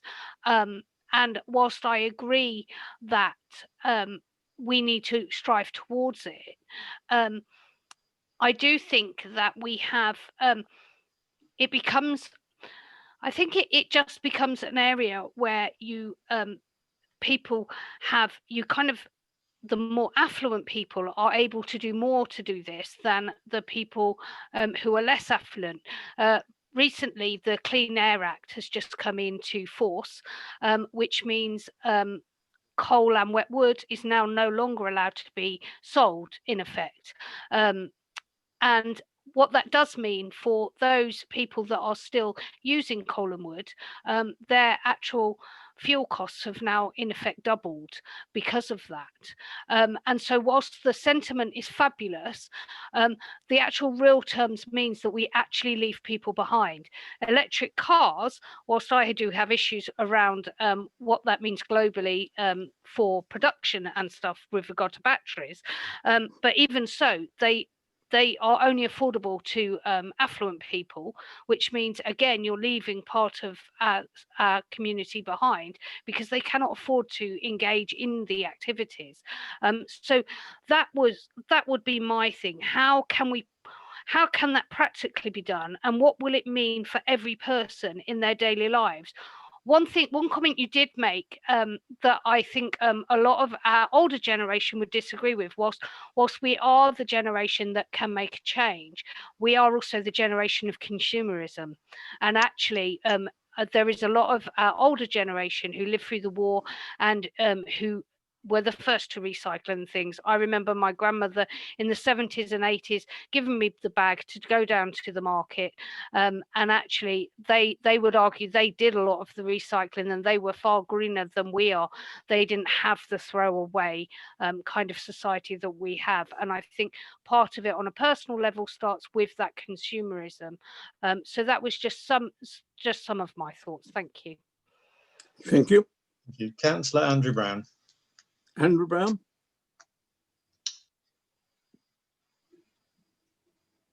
You're on mute, Councillor Brown.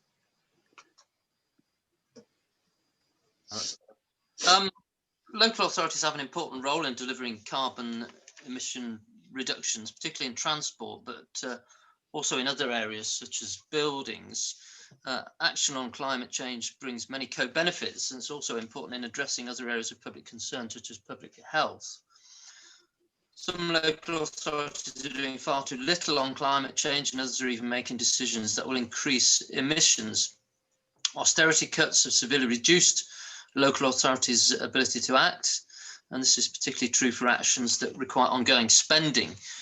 Cuts in staff numbers have also severely constrained capacity and reduced expertise, but there are no-cost and low-cost actions that they can take on climate change, including building partnerships with others. And I think it's vital that Rutland County Council should identify a councillor as a climate champion to ensure that this commitment is embedded across all authority actions and plans. And this person should also produce a publicly available annual report on progress made. I've got a list here of some low cost or no cost actions that I don't intend to read out, but they relate to things like transport, buildings, waste, energy, procurement, and trees and green spaces. And Mr. Chairman, if you like, I can email these to the to governance, and they can be amended to the minutes.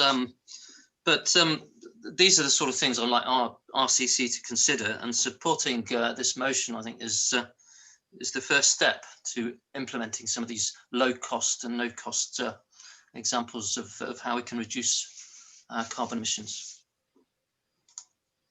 Thank you very much, Councillor Brown. Councillor McCartney. Councillor McCartney. Thank you. I'm conscious how it might look as we are community leaders here, how it might look if we vote against this motion. I am fully supportive of it, but I'm just conscious I've heard a few reservations from various members, and I'm a little wary of a headline in a week or two's time in a local paper suggesting that Rutland County Council turns its back on climate emergencies or turns its back on a net zero commitment. So I think as community leaders, we do have a responsibility to set an example and make a statement here. Thank you. Councillor Waller is next, Chairman. Councillor Waller. Thank you very much, Chairman. I have to agree with Councillor McCartney in the sense of we are community leaders and need to be showing leadership. But whichever way we vote tonight, what are we going to do if, following our big conversation that we've been discussing this evening, our residents tell us to do the absolute opposite of what we've just agreed to? And this is an area where actually our residents have an interest. It's their world, not more than ours, because there are more of them, and do have an interest. I know from comments that come my way, as we all do. And I think when we vote, whilst 2030 might be highly aspirational and we might not achieve it, it is better to have a challenging target than one that you know you're going to walk through easily. That's all I want to say. Thank you. Thank you. Councillor Powell, Chairman, isn't it? Councillor Powell. Thank you, Mr. Chairman. I was just going to rewind a bit to our previous discussion about the Future Rutland conversation, where there were lots of people saying, well, we need to do this. Let's just get going. It might not be perfect, but let's nail our colours to the mast that we want to achieve something, and just start on the journey. Thank you. Thank you. Councillor Woodley is next, Chairman. Councillor Woodley. Thank you, Chair. I believe we already have started. I mean, we passed a motion a year ago, and yes, events have overtaken us, but this has not been forgotten. I have had many active conversations with members of this council. I was part of the biodiversity task force, as many of my colleagues were. Let's not forget, we're already on this path. This is not a new thing that we're bringing to the council. I'm not having the threat of bad publicity on a decision that's reaffirming something on a path we already are on. To me, it may sound a bit blunt, but I just think we need to get behind where we already are, rather than just propose a new one and make idle threats about how people will view it. It just seems to me a little obtuse, to be honest, the way I'm being talked to by some members, because we are on this path and we all debated this and we all voted for it. And I find it a little insulting to those that have put effort in. And that's all I'd like to say about it. Thank you. Thank you. Thank you, Chairman. I've got Councillor Rozelle next, and Councillor Cross then has his hand up. So I'd like to come to him after Councillor Rozelle. Thank you. Mr. Chairman, thank you. I've heard a couple of interesting things in the last few minutes. I think one of them was about, if we could just reflect back probably about 20 minutes ago, where members were arguing about timing. They might want to reflect on that. And also I heard the word leadership mentioned there.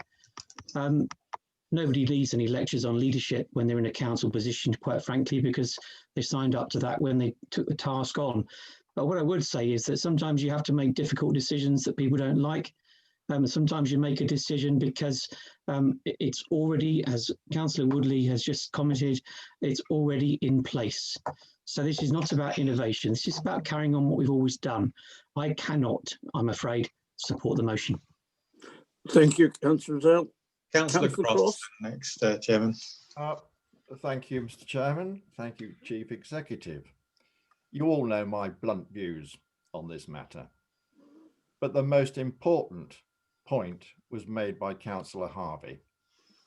The fact that you want to go down, what is it, a zero carbon end means the doubling at least of heating costs for those in Rutland who can't afford what they're having to pay at the moment. Now, how could you all look me in the face and actually vote for something that is going to do that to our poorer section of community?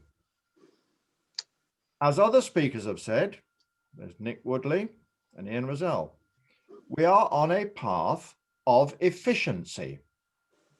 And I have absolutely no argument with being more efficient to conserve what we have on this earth.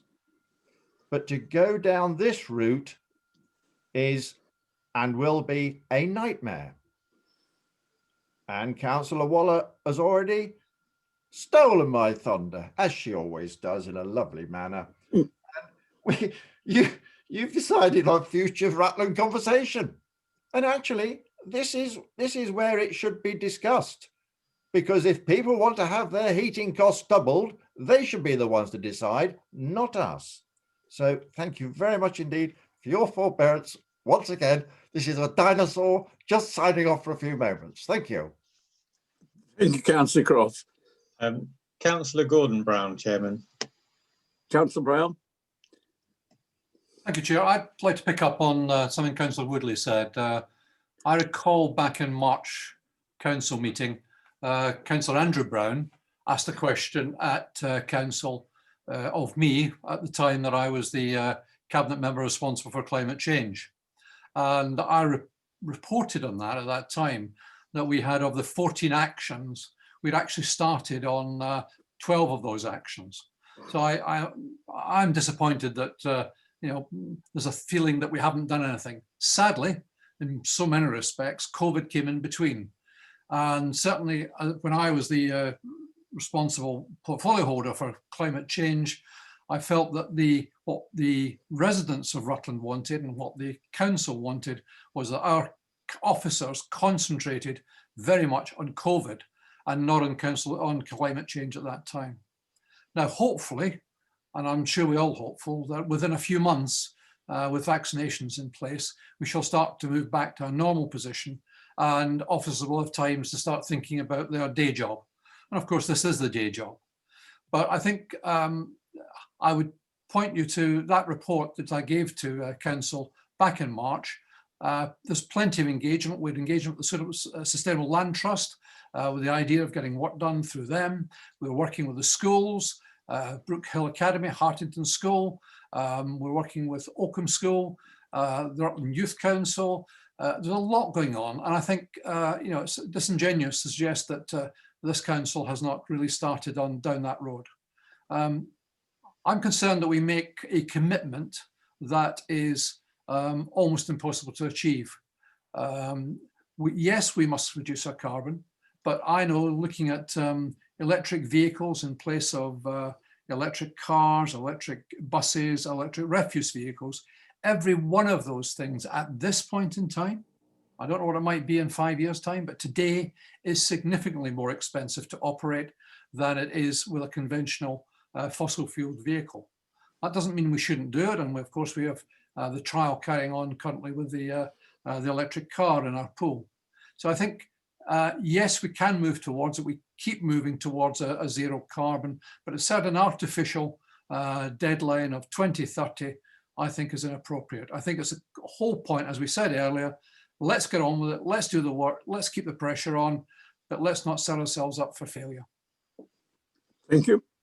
Councillor Oxley is next, Chairman. Councillor Oxley. Thank you, Mr. Chairman. I think we're getting a little bit bogged down in number 2, motion number 2. Principally, it's number 1, which is we declare a climate emergency and commit to appointing a climate change champion to mirror the Armed Forces champion at annual council. And Councillor Stevenson has already spoken eloquently on the subject in answer to Councillor Jones's questions earlier. And Councillor Stevenson actually thanked Councillor Jones for bringing those questions to full council. And that is what this is about. It's about us talking to a motion which has been brought by a member of the council to enable us to debate the subject. Were it not for the fact that members were bringing questions to the council, if Councillor Brown hadn't mentioned back in March, then perhaps it wouldn't have happened that we had a biodiversity group, which I'm still waiting to meet. We were supposed to be meeting back in November, so I'm not quite sure what's happened there as a member of that particular panel. I'm still waiting to hear what the outcomes are. But biodiversity is just one aspect of the bigger picture. And everybody's talking about achieving zero carbon activity by 2030. That's something that I would suggest perhaps we vote on the 4 separately. But critically, we must be seen to be acting in a way which will give us a direction. When we come to the Rutland conversation, we can say, well, we have declared a climate emergency.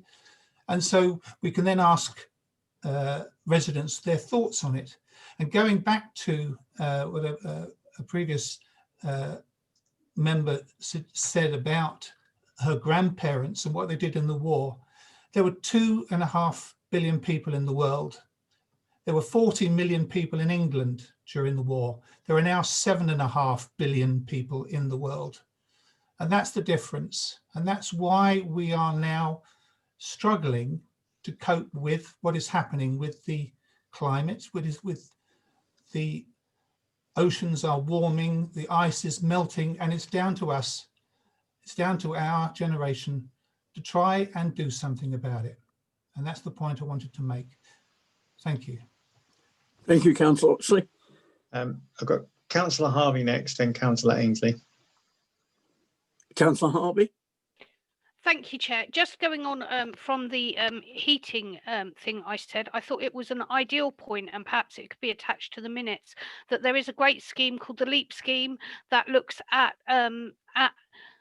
people's heating needs and how their houses are insulated, and it's a free service available to our residents, and I highly recommend it.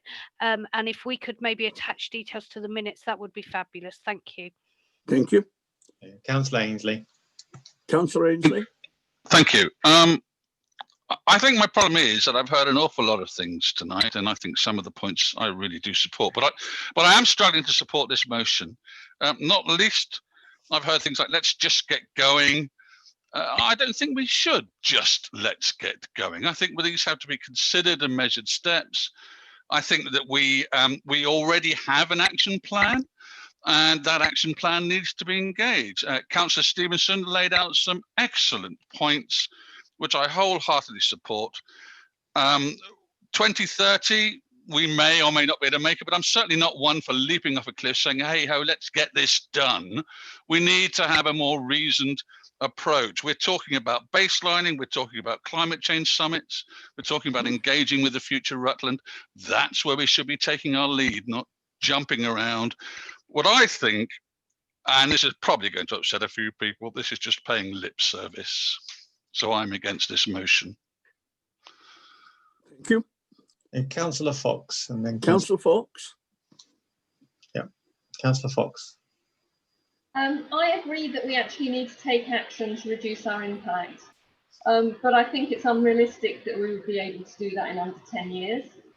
I agree with Councillor Stevenson that we actually need to find out where we are now. We need a baseline, and then we need to set realistic targets. That's all. Thank you. Thank you. Councillor Stevenson is next, Chairman. Oh, Councillor Stevenson. Yes, Chair, could I ask for a point of clarity, please? When this was introduced, it was one motion with 4 parts, but Councillor Oxley referred to it not being the 4 parts altogether, but my understanding is the debate is covering all 4 parts. That was what I hoped I'd clarified with Councillor Jones at the outset. Brilliant. Yes, my understanding, and that is how I've I understood it. It is the main motion in the 4 parts as printed on the agenda paper. Brilliant. Thank you, Chair, and I will now speak. What's in a word? In 2016, there was a mismatch of understanding between environmentalists, scientists, and politicians regarding the severity of the impact human behaviour is having on our climate. 40 years later, and as this debate has shown, there is a shared understanding of this severity. The need, therefore, for rhetoric to push climate change up the political agenda diminished. What is required now is meaningful and impactful action to redress the fragile climatic balance we find ourselves in. Climate change, diminishing biodiversity, symptoms of something far deeper, a lack of sustainability in the way in which we all live. Our age is marked by overconsumption, waste, and a lack of ethical standards attached to the supply chains that enable our overconsumption. For anyone still unconvinced by climate change as such, sustainability is a healthy goal anyway, and one that could not be disagreed with. Firstly, we need a comprehensive baseline assessment of our carbon emissions as an authority. To not have this will make any target setting meaningless. We have a broad government set target. In an ideal world, this will be achieved as soon as is viable. Viability, though, has to be the key. Any action we take must contribute to the overall sustainability of this council. Individual departments have been working on various environmentally beneficial projects, and so there is a raft of useful analysis from the impact of these in terms of service delivery. What is needed now is an overarching strategy, which is informed by a clear data set to identify specific and the most worthwhile carbon reducing projects on a wider scale. Any project undertaken will require capital investment. We have a duty of care to ensure any capital investment is done wisely, an evidence-based approach the only responsible way to do this. Any action plan must sit within the overall work of the authority. Our goal to be sustainable, a driving force for the benefit of our residents now and in the future. Our rurality cannot be ignored and presents additional challenges not faced by our urban counterparts. To date, the vast majority of technologies that assist with the reduction of carbon emissions focus on an urban setting. The economies of scale regarding investment are logical explanation. It is clear, therefore, that our challenge is to model sustainable living within a context that is increasingly marginalised, that of living in a sparsely developed, sparsely populated area.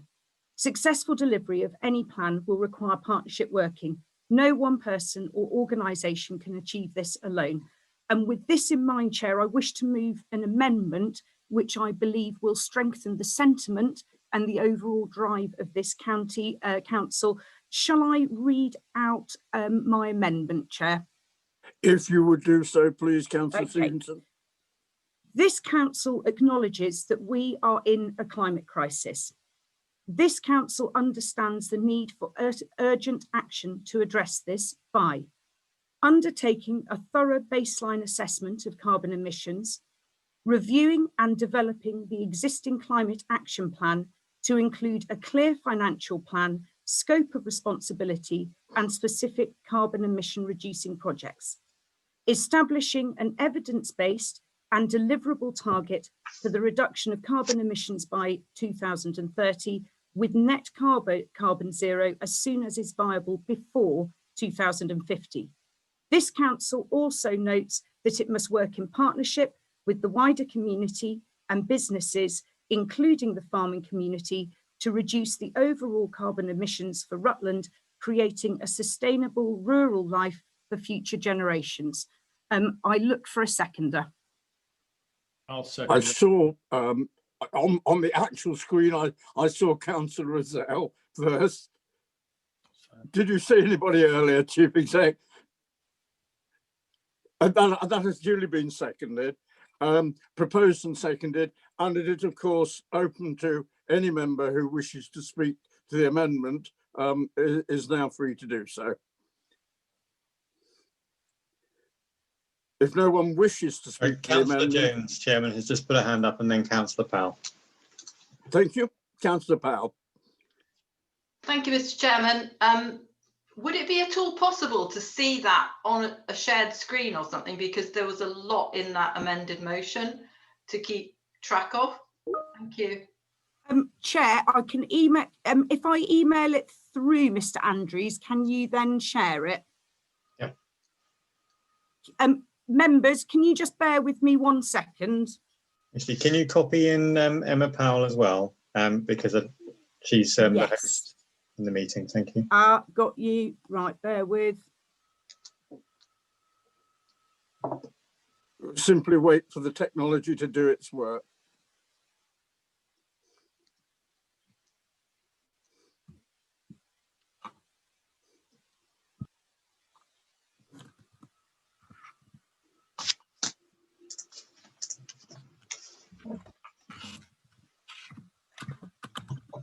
Sorry, Chair, I'm just having a bit of a technical issue. Hang on.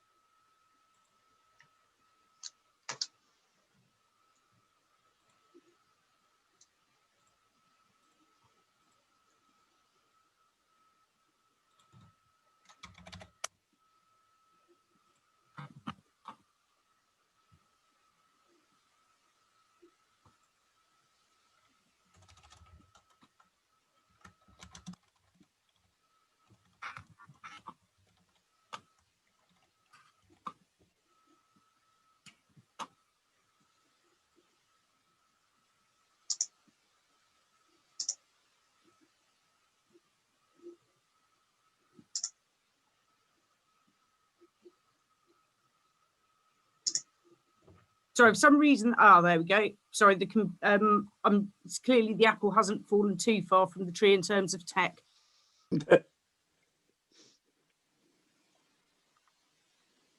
It's gone.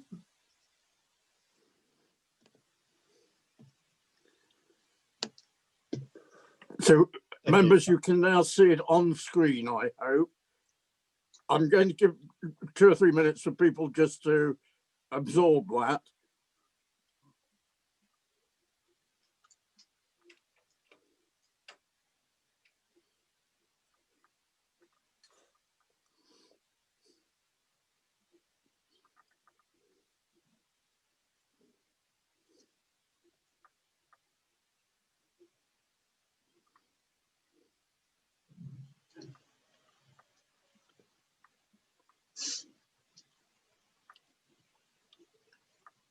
Thank you. Is there anyone who requires any more time to read that? No. Councillor Jones has a hand up, and then it's Councillor Rozelle and Councillor Waller. Fine. Who would like to speak to the amendment? I take it. Yes, that's right. Yes, thank you. So if we can go back to the full screen again, thank you. Sorry, if you remind me again, Chief Executive, who was Councillor Jones, Chairman. Councillor Jones, thank you. Thank you, Lucy, for that. I think I would like still to see that the County Council will report annually through the governance statement progress made towards achieving net zero carbon emissions, so that we do have an annual report and we can keep track of where we are and where we're going.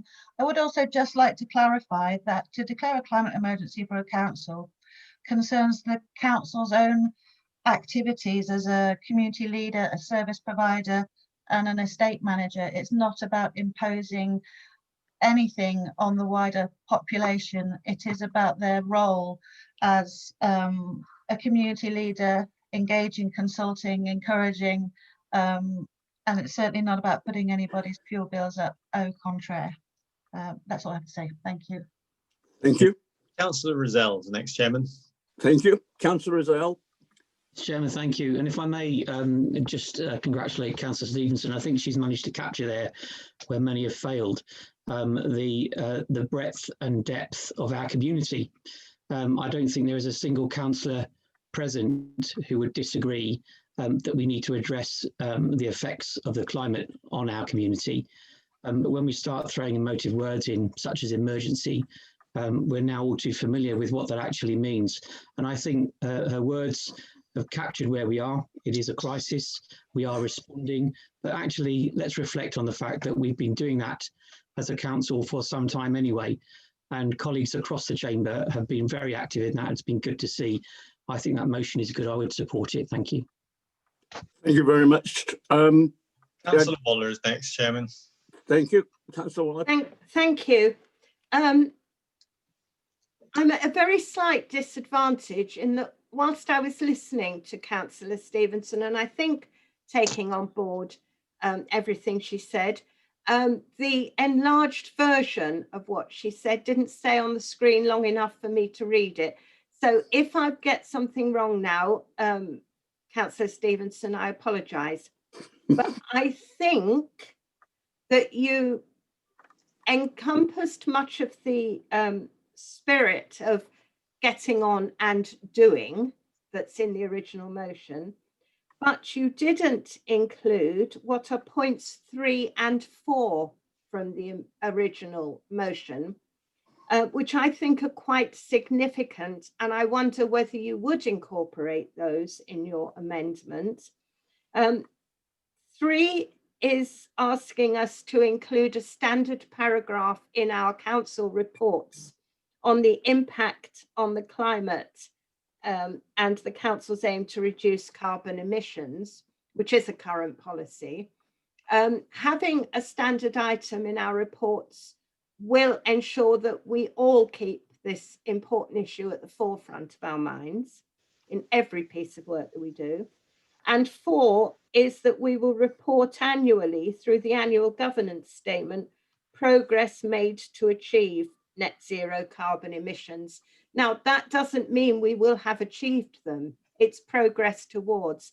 And the annual governance statement is our one opportunity a year to report on our progress on the key things that are important to us. Hence, I wonder if you would include those in it. That's all I wanted to say. But if they're there, I apologise. but I don't think I have. Thank you, Councillor Waller. Councillor Andrew Brown. Councillor Andrew Brown. Yeah, thank you, Chairman. Yeah, I do like the look of the amendment, but I'm slightly confused why we've got the farming community mentioned in particular. It says wider engagement with the community, including the farming community. I mean, is there a reason why that's been put in there? I mean, are they being singled out because they're perceived to be more damaging than others? I mean, why doesn't it say including the military community, for instance? Chair, Again, I'm I'll assuming give I'm the summing proposer up. the opportunity to sum up at the end of the debate. Yeah, thank you. So Councillor Oxley then is next. Councillor Oxley, thank you. Thank you, Jen. I'm a little bit confused as to what we're trying to achieve here. However, what Councillor Stevenson has obviously given a lot of thought to how to not have the word emergency in the motion. I would suggest that we do need to have within her amended version of our notice of motion stops and checks, so we know that it is not going to vanish into a very big hole as it could do if we don't have the ability to actually have reports made on an annual basis on how the council is achieving its outcomes as per this motion. Otherwise it would just fall into a very big hole and everybody will forget about it. And perhaps we'll have a report going to GIR in 2027 or not.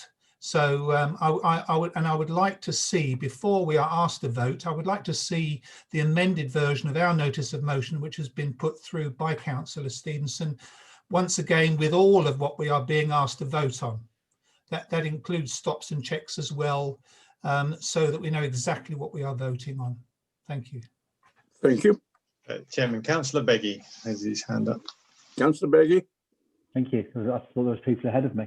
I'm minded to agree with some of the things that Gail and Marcus said. I think there is potentially a requirement for an annual report of some degree to understand where we are against the various measures that we put forward. And if it's not included, I'm not sure that it already isn't, but a mention in all reports as well about the environmental impact. I don't think per se it is there as a heading, but I think it's included under operational or something like that. But I agree on both those points. We do need those checks and balances. Thank you, Councillor Beggy. Chairman, I don't have anyone else. So if that's all. No one else in. I would just add one thing before I give. Sorry, Chairman, Councillor McCartney's just come in. To sum up and we take the vote. Chair, Councillor McCartney's come in. Councillor McCartney's just come in. Sorry, Councillor McCartney. Sorry. Thank you. Sorry for the last minute hand there. I was just going to agree with Nick. I think without those checks and balances and the statements in council reports, I don't think we necessarily have an awful lot of accountability about where we're and measure of how we're getting on with this. So I think I would like to see those in there as well. Thank you very much. Councillor Brown and then Councillor Walters. I've got Councillor Gordon Brown and then Councillor Walters. Thank you, Chair. Again, I'm sorry to be repetitive this evening, but I'd like to point members back to the decision that they made on the action plan back in October 2018. There were 2 points, and I think they're addressing the points that councillors are raising. And one was to ensure that all reports to Cabinet and Council will take into account the actions that Council will take to address climate change. I think that's exactly what's being asked for. Now, I reported back to Council in March that that was intermittent and we required a protocol for report writers. So I think that, that point is still there, and I think that can still be taken up as part of the action plan. Also, as item 13 in that report said, provide and publish as part of the Council's annual review measures taken by the Council and their impact on the county's carbon footprint. And I said that was due with the annual report. And of course, unfortunately, that didn't happen because of COVID this year. But I think those are already in our action plan, and therefore all we have to do is actually make our action plan work. And that was my point about let's get on with the action plan we've already agreed, along with the points that Councillor Stevenson has so eloquently added this evening. Thank you. Thank you. Councillor Waters' hand has gone down, so I'm presuming we can now move to Councillor Stevenson to sum up. Thank you. Thank you, Chair. I'll be brief because I am mindful of time. Councillor Oxley, just to absolutely assure you, there is no black hole here. As I think I said clearly in my speech, we live unsustainably. I'm not letting this one go. I've already half driven the cabinet mad with it, and I've only been in post since September, so I hope that's sufficient assurance for you. Councillor Andrew Brown, I feel perhaps you see farming being singled out in the side, perhaps, and jumping on a more activist element whereby meat eating is bad and farming's bad, etc. No, farming I am so proud of in this county. This is about partnership working. Farmers know about sustainability. They know that they provide an essential source of energy for this world. That's keeping people and stock alive. So please see that mention of farming, not to single out in a, oh, I'll just let you all know I've become vegan. It's there to emphasize the importance of that relationship and the fact that we are very lucky in Rutland to have a significant part of our rural economy being made up by farming. In terms of, I'm happy with my amendment, surprise, surprise, as it stands, because I think the two very important points that were brought up, Councillor Gordon Brown has already covered. Part of this motion is reviewing and developing the existing climate action plan. Councillor Gordon Brown has already intimated the report element needs to be picked up and it needs to be driven forward, and I can assure you that that will happen. A fresh climate action plan will obviously underscore that, and likewise with the annual reporting, and I think that that is covered by the existing action plan. I'm hoping all members will be coming to my Climate Action Summit in the spring so that we've got full input from all members. This isn't going to go away. This isn't a case of, oh, scrutiny every so often. I will be absolutely on to this, members. So I am confident that I have covered the sentiment and the strength of feeling in that motion. Obviously, I'm here to be kept to account. You can ask me questions every single full council just to check I'm onto it. But yes, annual reporting will happen. I don't think I have anything else to say, Chair. I hope I've covered all the points raised. Thank you. Well, we have had the amendment on screen. I'm therefore going to move to the vote.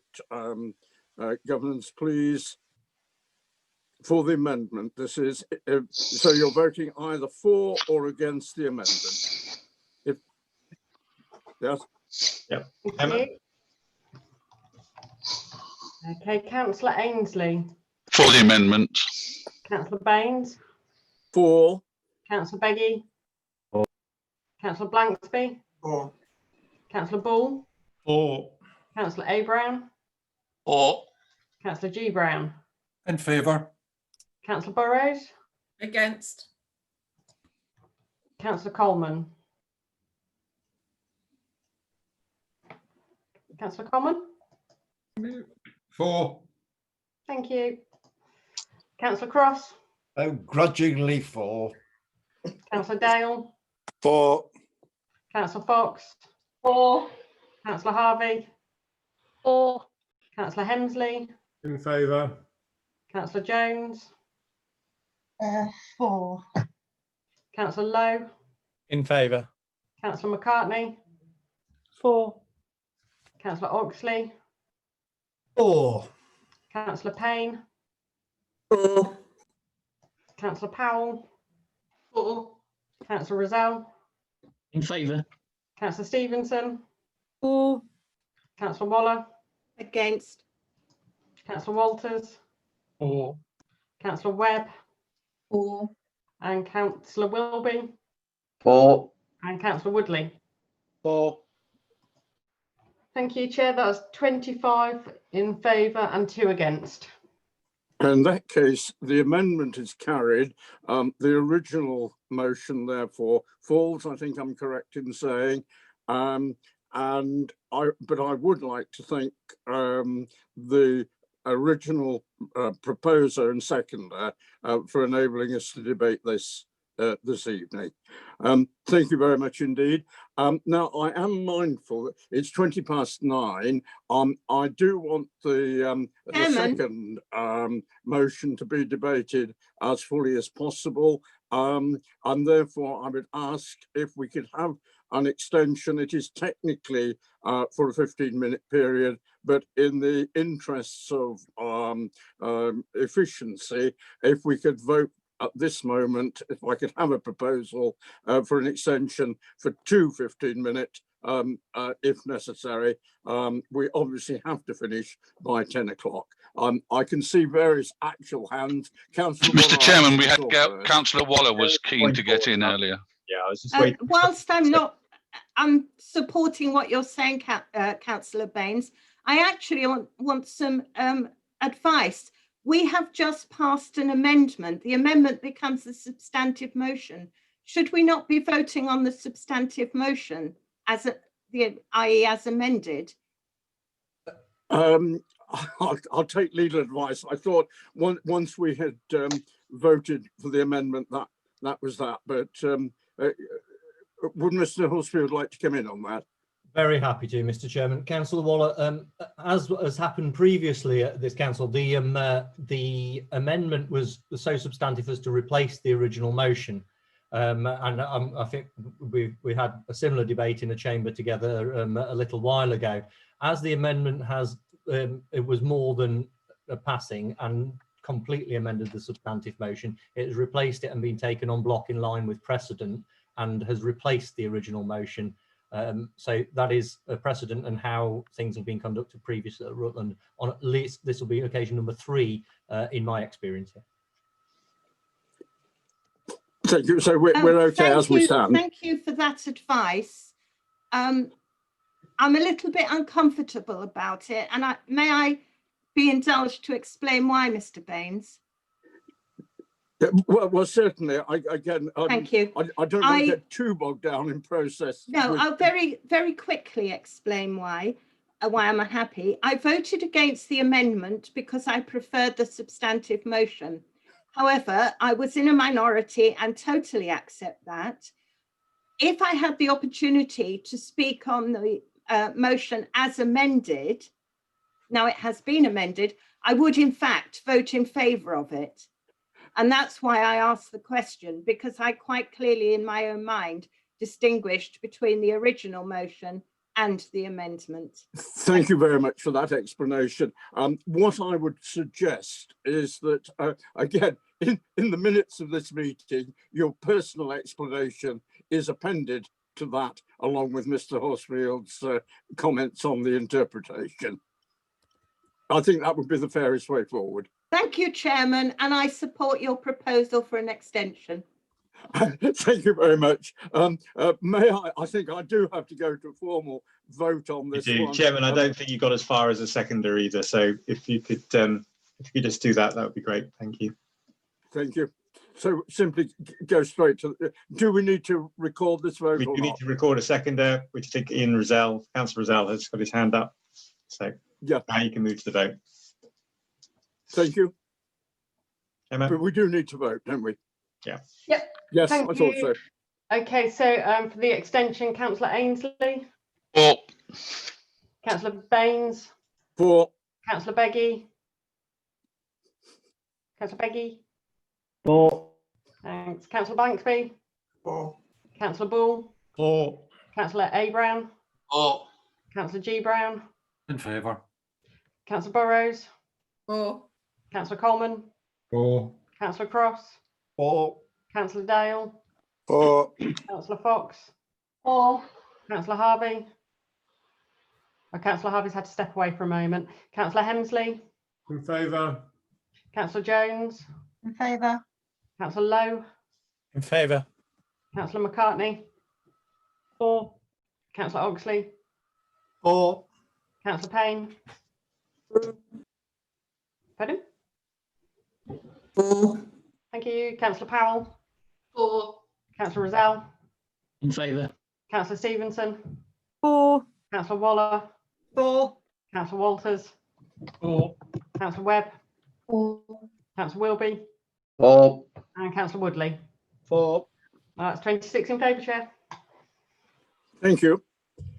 Right, we now move then to the second of the motions. And Chairman, again, sorry, Councillor Oxley's sorry, for a point of Councillor order. Oxley, were you coming in on a point of order?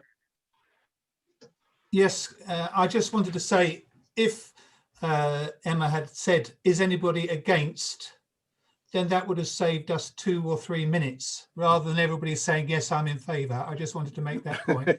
Thank you. That's why I checked on whether we needed to take a formal vote. Yes, what I was also going to say, in the spirit of what you've just mentioned, I was going to suggest, Councillor Burrows, that as we've established precedent this evening, simply to read out the first line of your proposal, not all 5 points. They are printed on the agenda paper, so that we can move straight into the debate. But having said that, over to you, Councillor Burrows. Thank you, Mr. Chairman. So my motion is in support of carers, and I might need some advice because I need to read a statement of support with an amendment to my own motion. So is that okay if I do that? Yes, Phil, monitoring officer, do you want to just come in and just confirm? It is indeed. That's perfectly fine, Councillor Burrows. Procedural 35(4) applies, so you are able to amend your motion. Thank you, Mr. Forsfield. So first, let me say that this motion is not party political. The portfolio holder for adults and health has contacted us and has shared with us what he proposes to table as an amendment to this motion. But first, can I say that we wish to amend the paper before you by substituting the current 3B with, we will publicise the existence of carers allowance more prominently on our website and as opportunities arise. This motion is intended to highlight the fact that the rate of attendance allowance has kept pace neither with inflation nor with the other state benefits. For those of you who don't know, the purpose of attendance allowance is to help keep people in their own homes, and that for many is a financial lifeline. It is better for people to stay in their own homes as long as possible rather than go into domiciliary care, as we know living at home is better for both health and well-being. This motion simply asks the Leader of the Council to write to the Chancellor and Secretary of State requesting an increase in this valuable benefit for the benefit of Rutland residents. In addition, though, we would also like Rutland County Council to advertise the existence of the benefit to those who are not aware of it. There are people who are carers and are entitled to it, but are not known to our social services. It is not our intention to suggest that Rutland's social care services are anything other than excellent. And we certainly don't wish to create more work for officers, nor for that matter do we wish to be ambiguous about what we want the government to do.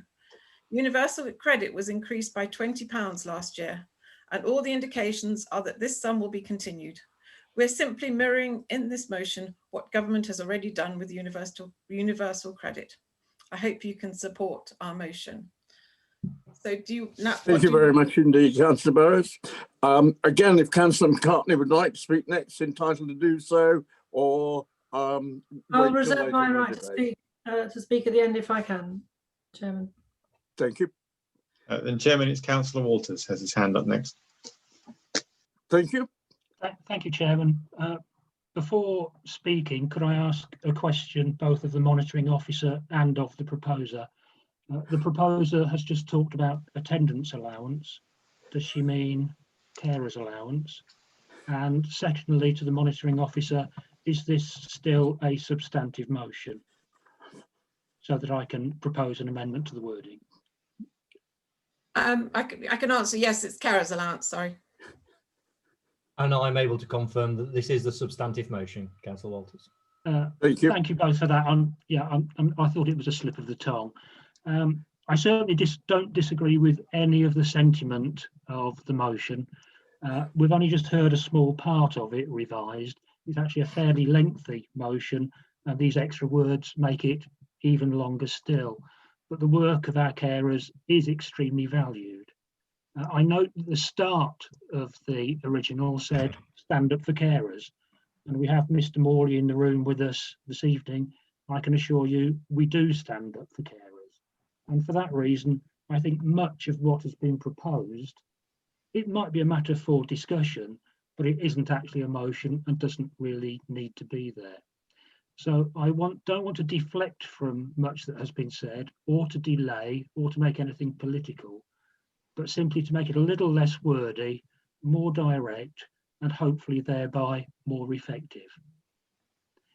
The principal difference, I think, between the original proposer and seconder and where I am is that £20 appears a convenient figure, but simply plucking that out because it's happened to another benefit doesn't mean it's evidence-based, and to be honest, it might not actually be enough.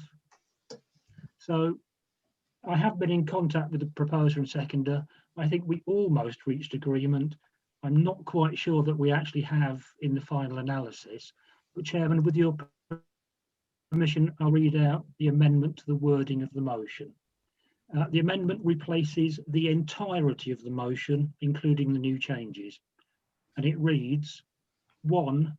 This council will issue communications to residents and organisations in Rutland aimed at identifying carers previously unknown to us and encouraging carers' awareness of their right to seek council support and to claim government financial assistance. We will ensure that our partners, particularly in the voluntary sector, are included in this process. This communication may form part of the future Rutland project already dealt with. And 2, this council asks the leader to communicate with the Chancellor of the Exchequer and Secretary of State for Work and Pensions, also the MP for Rutland and Melton, seeking their reassurance that they will review the allowances paid by government to carers and that they support and will ensure that the payments are increased sufficiently to be commensurate with the responsibilities and time taken on their caring roles. So, Chairman, the main change there is that I've removed the reference to £20. I think it needs a much more substantive review and a long-term review. And I've also made it commensurate with the role rather than simply changing it in line with other benefits. So that is my proposed amendment to the wording of the motion. I look for a seconder. Could I ask the proposer and seconder, is this an acceptable variation to your proposal? I'm willing to accept that, yes. And the seconder is happy with that, Councillor McCartney? I'm not entirely happy with it, Chairman. I would have liked to have seen the increase being commensurate with that increase to other benefits.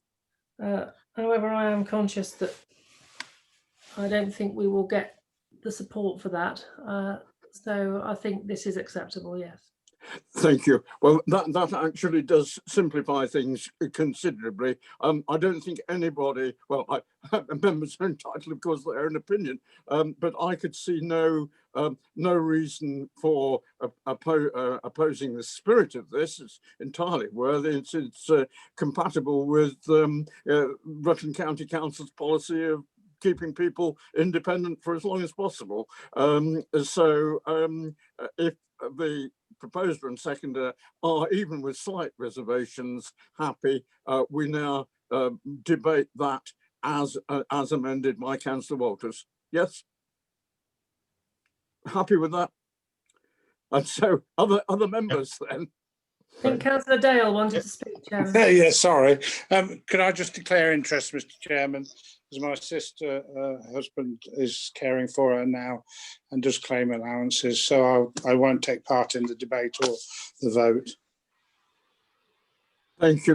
That will duly be noted in the minutes. Thank you. Councillor Harvey is next then, Chairman. Thank you, Chair. Thank you for the amendment. My comments are actually with regard to carers allowance, which is it's actually quite difficult to claim for a lot of our carers due to household income.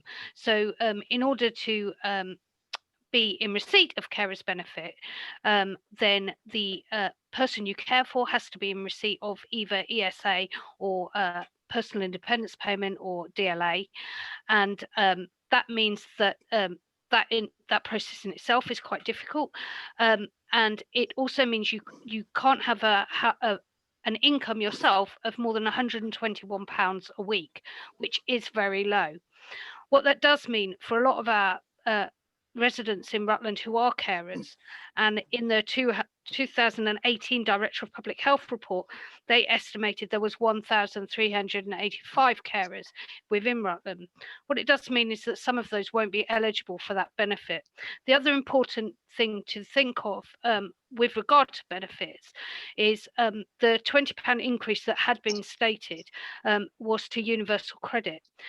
Disability benefits remain on a kind of two-tier system. For those members that aren't sure or don't understand, the legacy benefits, which are the ones that we include in ESA and DLA, do not form part of universal credit, and it is the government intends to migrate them over, but in this area it hasn't actually been done yet, which does mean that the £20 increase on universal credit that was given to universal credit claimants at the beginning of the COVID crisis was not given to those on legacy benefits. So our disabled claimants that are on disability benefits in the legacy haven't had that increase, so they are in effect getting a double whammy.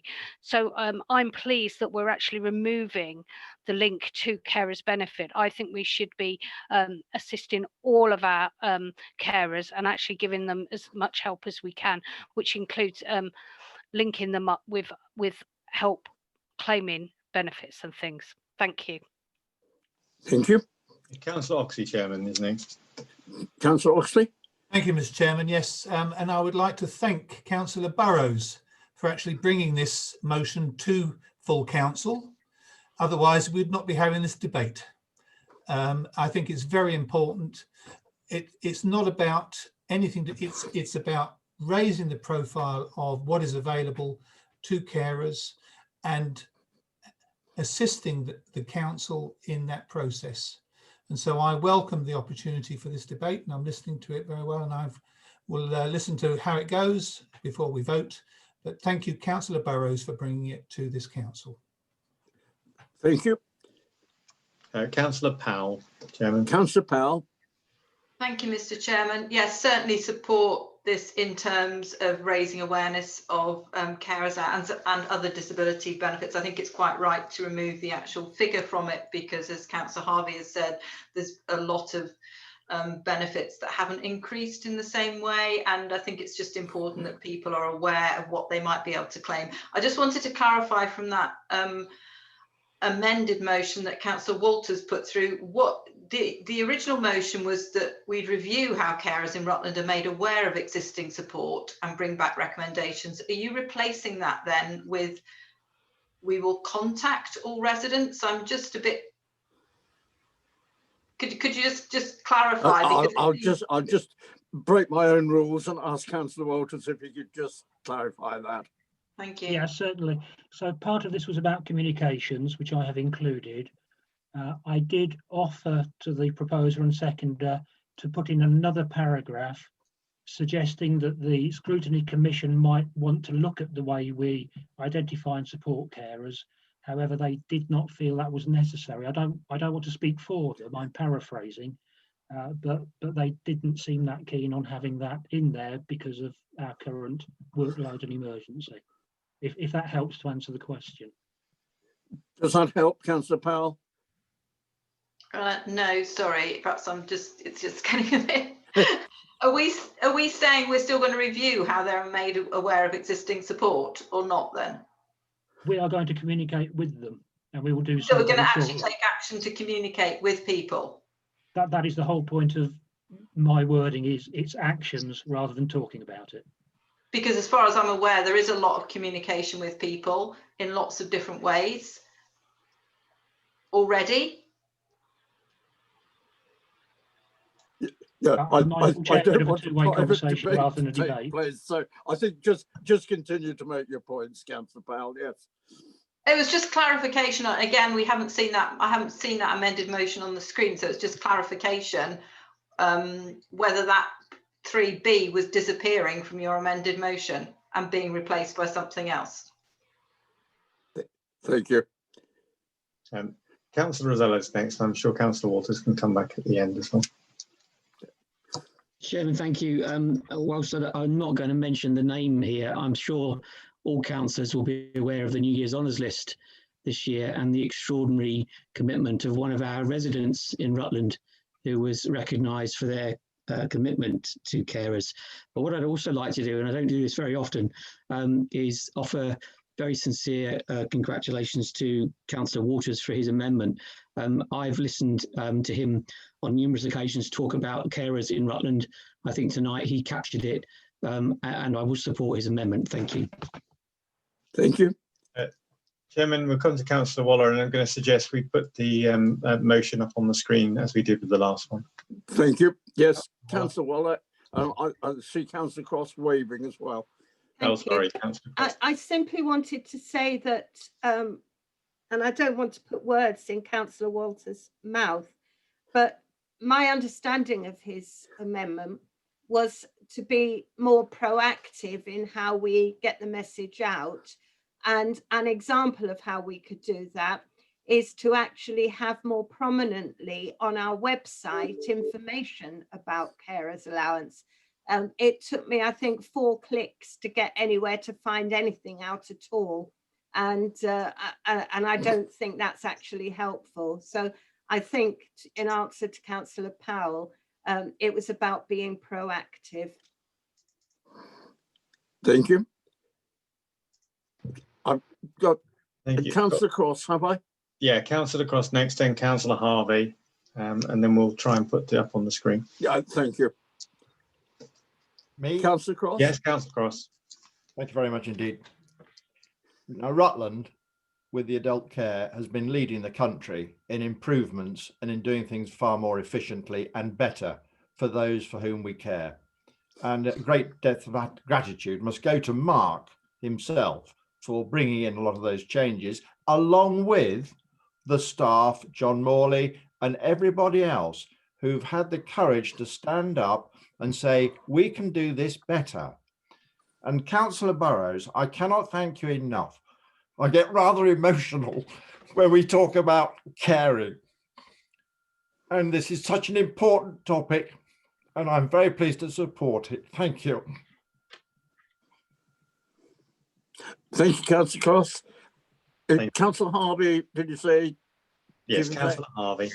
Thank you. Thank you, Chair. Just moving away from money just for a second with regard to other help that we've offered our carers. I think it should be noted at this time that our fantastic RISE team did actually contact every carer who is known to us during the pandemic to ensure whether they needed any further assistance and support. And I think we should actually mention those and say what a great job they've done and are still doing today.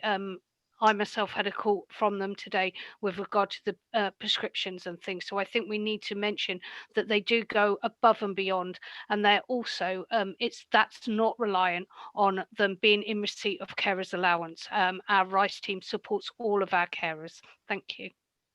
Thank you. Again, I think, Chief Exec, you were saying we can put the amendment on screen now. I think it would be very helpful if we could put that on the screen now. Emma, do you? Yep, sure will do. And can I just check, Councillor Rozelle, you have your hand up. Is it a legacy hand? From 4, yes. And Councillor Harvey, your hand is still up, so thank you.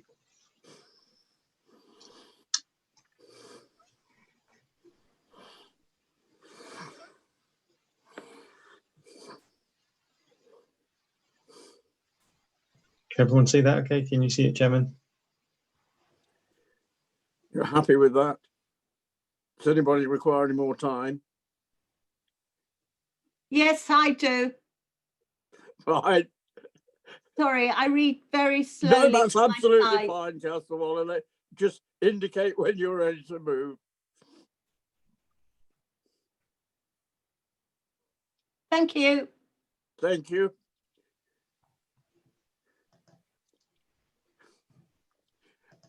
Thank you very much. I would ask Councillor Burrows if she wanted to sum up or if she's happy with the debate as it stands before we go to the vote. I'd just like to thank councillors for all those contributions, particularly Councillor Harvey. There's lots of interesting in-depth information, knowledge there. And also to Councillor Cross for supporting me, and for all the positive comments about the work that's already being done by carers. As I said, we were not in any way meaning to undermine the existing work, but just to get this on the national agenda, and also to make sure that those carers that don't know about this talk, there will be some that we just make another effort to reach those. So thank you. Thank you very much indeed. And we can move to the vote then, please. Thank you.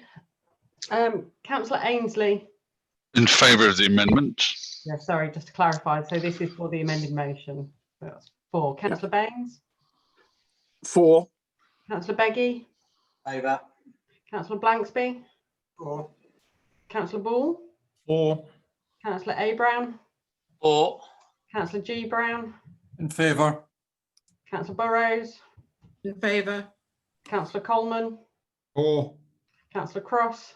Oh, enthusiastically for. Thank you. Councillor Dale. Abstain. Okay, thank you. Councillor Fox. 4. Councillor Harvey. 4. Councillor Hemsley. In favour. Councillor Jones. 4. Councillor Lowe. In favour. Councillor McCartney. 4. Councillor Oxley. 4. Councillor Payne. 4. Councillor Powell. 4. Councillor Rozelle. In favour. Councillor Stevenson. 4. Councillor Waller. 4. Councillor Walters. 4. Councillor Webb. 4. Councillor Wilby. 4. Councillor Woodley. 4. That's 26 in favour and 1 abstention, Chair. Thank you very much indeed. Well, that concludes the formal business. Item 16, I haven't been informed of any other urgent business. I'd just like to say before I do formally close, thank you very much for this evening. Thank you for the quality of the debate. And I think we've actually moved from rhetoric to action, or potential action anyway, and I hope that sends out a very, very clear message for the future. The way we voted this evening and the spirit in which the debate has taken place. Thank you, members. I think it does credit to you. So with that, I think according to my watch, it is just after 10:15, sorry, that was a Freudian slip. And thank you very much indeed, members, and good night. Thank you, Thank Chair. you. Carol, thank you. Thanks, everybody. Thanks. Good night. Thanks, Mark. Thanks, Emma. Thank you.